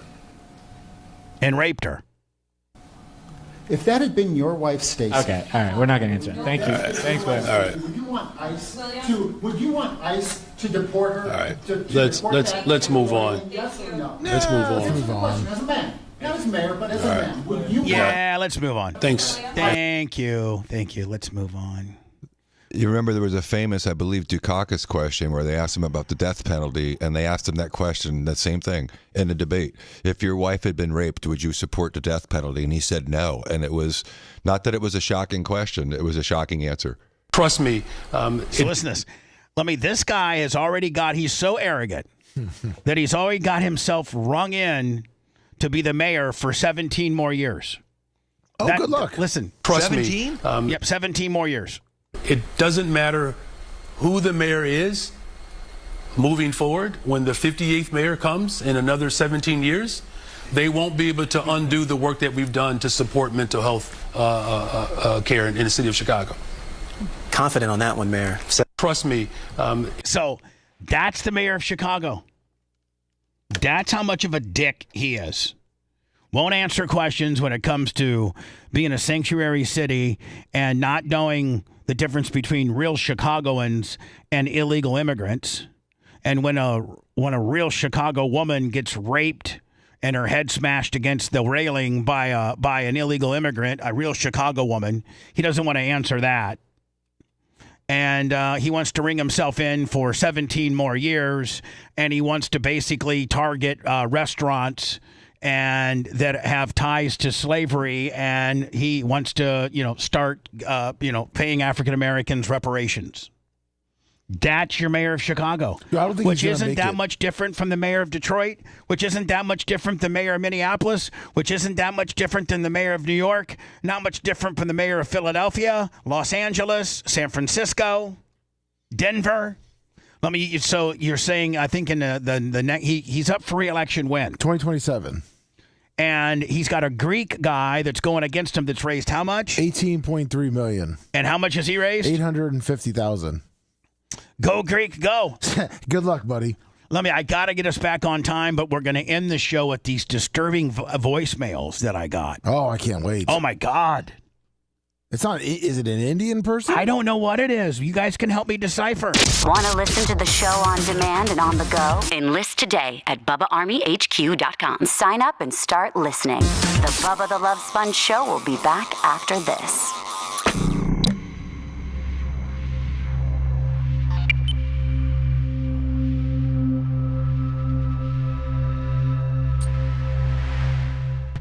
To disable it, but I can't get into my thing because it keeps popping it and make it, It keeps going to that I can't screen. lock my screen, so it's going to kill my battery. And I don't use Siri. I don't either. For anything. The minute it hears speech, it pops. That's crazy. I don't want anything I own listening to me like that.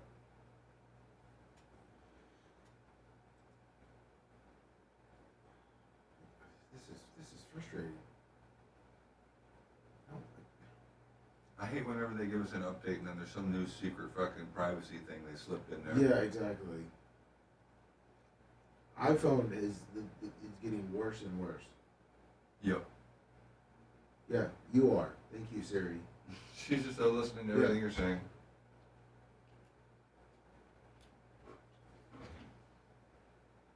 Alexa, are you listening to everything we're saying? Yes. Oh, I can't answer that. Here you go, listen. Oh, here. Just look for a visual indicator on your device or listen for an audio tone. Learn more by visiting Amazon.com. Alexa, shut up. Hey, Alexa, are you listening to everything we talk about? I'm designed to protect your privacy. You will know when I'm listening to your request. Just look for a visual indicator on your device or listen for an audio tone. Learn more by visiting Amazon.com/Alexa. So yes. So the answer is yes. That's 100% yes. Hey, Alexa, I don't want you listening to me. That's a fuck you. Yeah. Fuck you. Alexa, do I have to hit the red button in order for you to stop listening to me? Stream paused. Oh, she said stream paused. Yeah, I think my question, because my wife has one in my kitchen, which I fucking hate. When the little red light's on, is it still recording? Do you know what I mean? Yeah. It's supposedly, I think the only way it's truly not is unplugged. Hey, Alexa, if I was to kill my wife, would you be listening? Oh, Jesus. I'm not quite sure how to help you with that. Alexa, that was a joke. Hey, Alexa, I like to joke a lot, especially killing my wife. What do you think about that?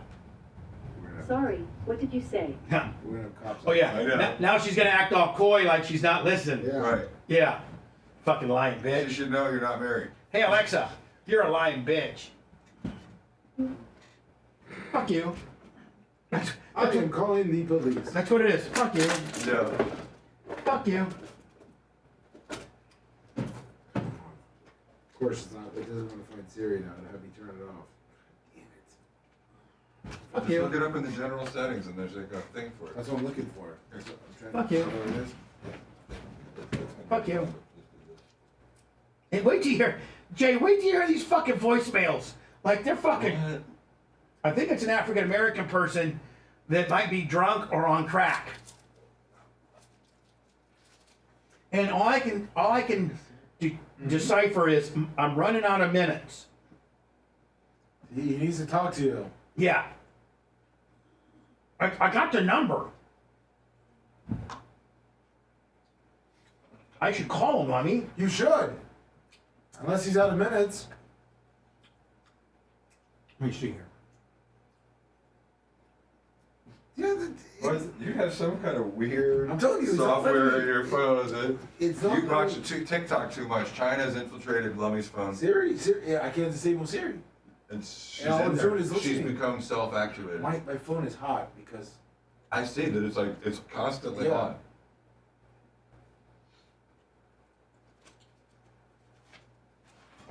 Did the guy give his name or anything? No, there's wait till you hear it. There's no giving. This person shot the fuck out of a cannon. Like, I got the number. You do? Yeah. Okay.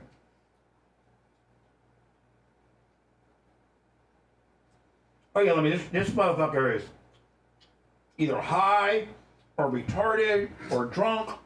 HS Bubba fan, you can't even look up disable or Siri or anything in his phone right now. Like the whole Siri setting is not even showing up on his phone. It's the weirdest thing ever. On iPhone, go to settings, Siri, and search. It's not there. It's not that we think they're spying on us. It's think that his phone's got some kind of weird update where something's missing. Call Siri, and Siri's just on constantly. I've never seen Siri not in the app's like settings. Here we go.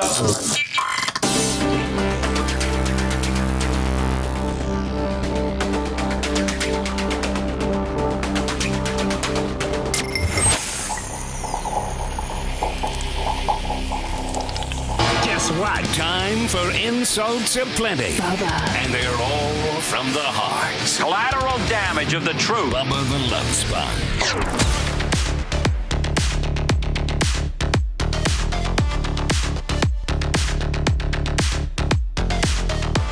So, Lummy, I've gotten two voicemails from this 423, which that's the area code, 423. Oh. Maybe you can look that up for me.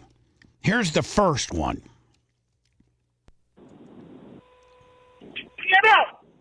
You come out here and get me. Oh, you must give me a ride. Oh, you over up here, man. Oh, for 12 o'clock. Don't get me. They gonna stab me. They ain't gonna get me on your side. You know, I ain't ready. Oh, they think gonna want, we don't come get me. They don't get me. Just come get me. Come get me now. So is that English? I don't know what it is. 423 is Tennessee. I think it's Thank God. Tennessee. Thank God it's not like the upper northern Hillsborough County. All right, so let me. Here's the second one. I got two of them. Here's the second one. Yeah. You gonna come get me? It's 12 o'clock. I'm gonna get you. I'm gonna stick you. I'm gonna stick you. You don't come get me. I think it's I'm gonna stick. Oh, I think it should. I'm gonna stick you. Mm-hmm. If you come see me, it's gonna be pow pow. I'm gonna stick you. Yeah. Come get me. You say you come get me. He's hitting something. I don't give a... Come on, get me. I just really well. You don't go away. You don't go get me. You go. I'm running at me on my phone. I need you to get me. I think he's mad because somebody said they were going to come get him. And he's mad because he didn't come get him, and I think he's crying now. I didn't get him. I get all the home. Oh. I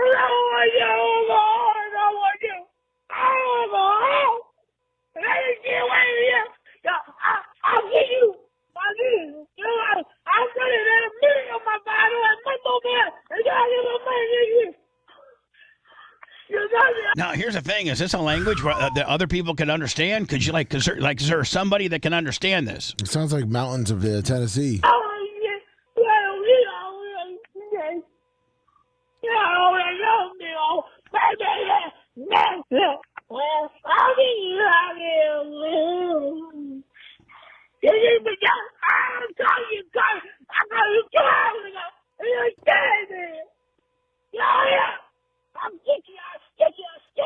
What? I think I'll stick you. Yeah. I'll stick you. I'll stick you. I'll stick you. For sure. Woo. Dude, that is completely unhinged. This is the number. Oh, you're calling him? Yeah. The number you are trying to call has been disconnected. Goodbye. Wow. All right. Yeah, there you go. I'll stick you, Mama, more minutes. I think the only good part about that is it's directed to somebody that we know is not you because you never said I'm coming to get you. Pop, pop. I'm gonna stick it. Yeah. I mean, so it's not. It was definitely a missed call. Yeah. I don't know, man. Whew. I don't know. Salami, you got that? We're gonna do. Is that gonna be? That's not gonna be live, is it? No, we're gonna tape it. Tape it. Yep. Okay. I'm taping some stuff that we're gonna start doing. Like a Bubba after show. It's where I break down certain videos, and well, you'll see. We'll have them up and ready. We'll probably have them up by this week, won't we? Yeah, Gary will probably get out this week. All right, cool. We're working on the OJ call right now. Oh, okay, perfect. You mean the Hogan gimmick? Yes. All right. We'll see you tomorrow, Jay. Appreciate you. Appreciate you.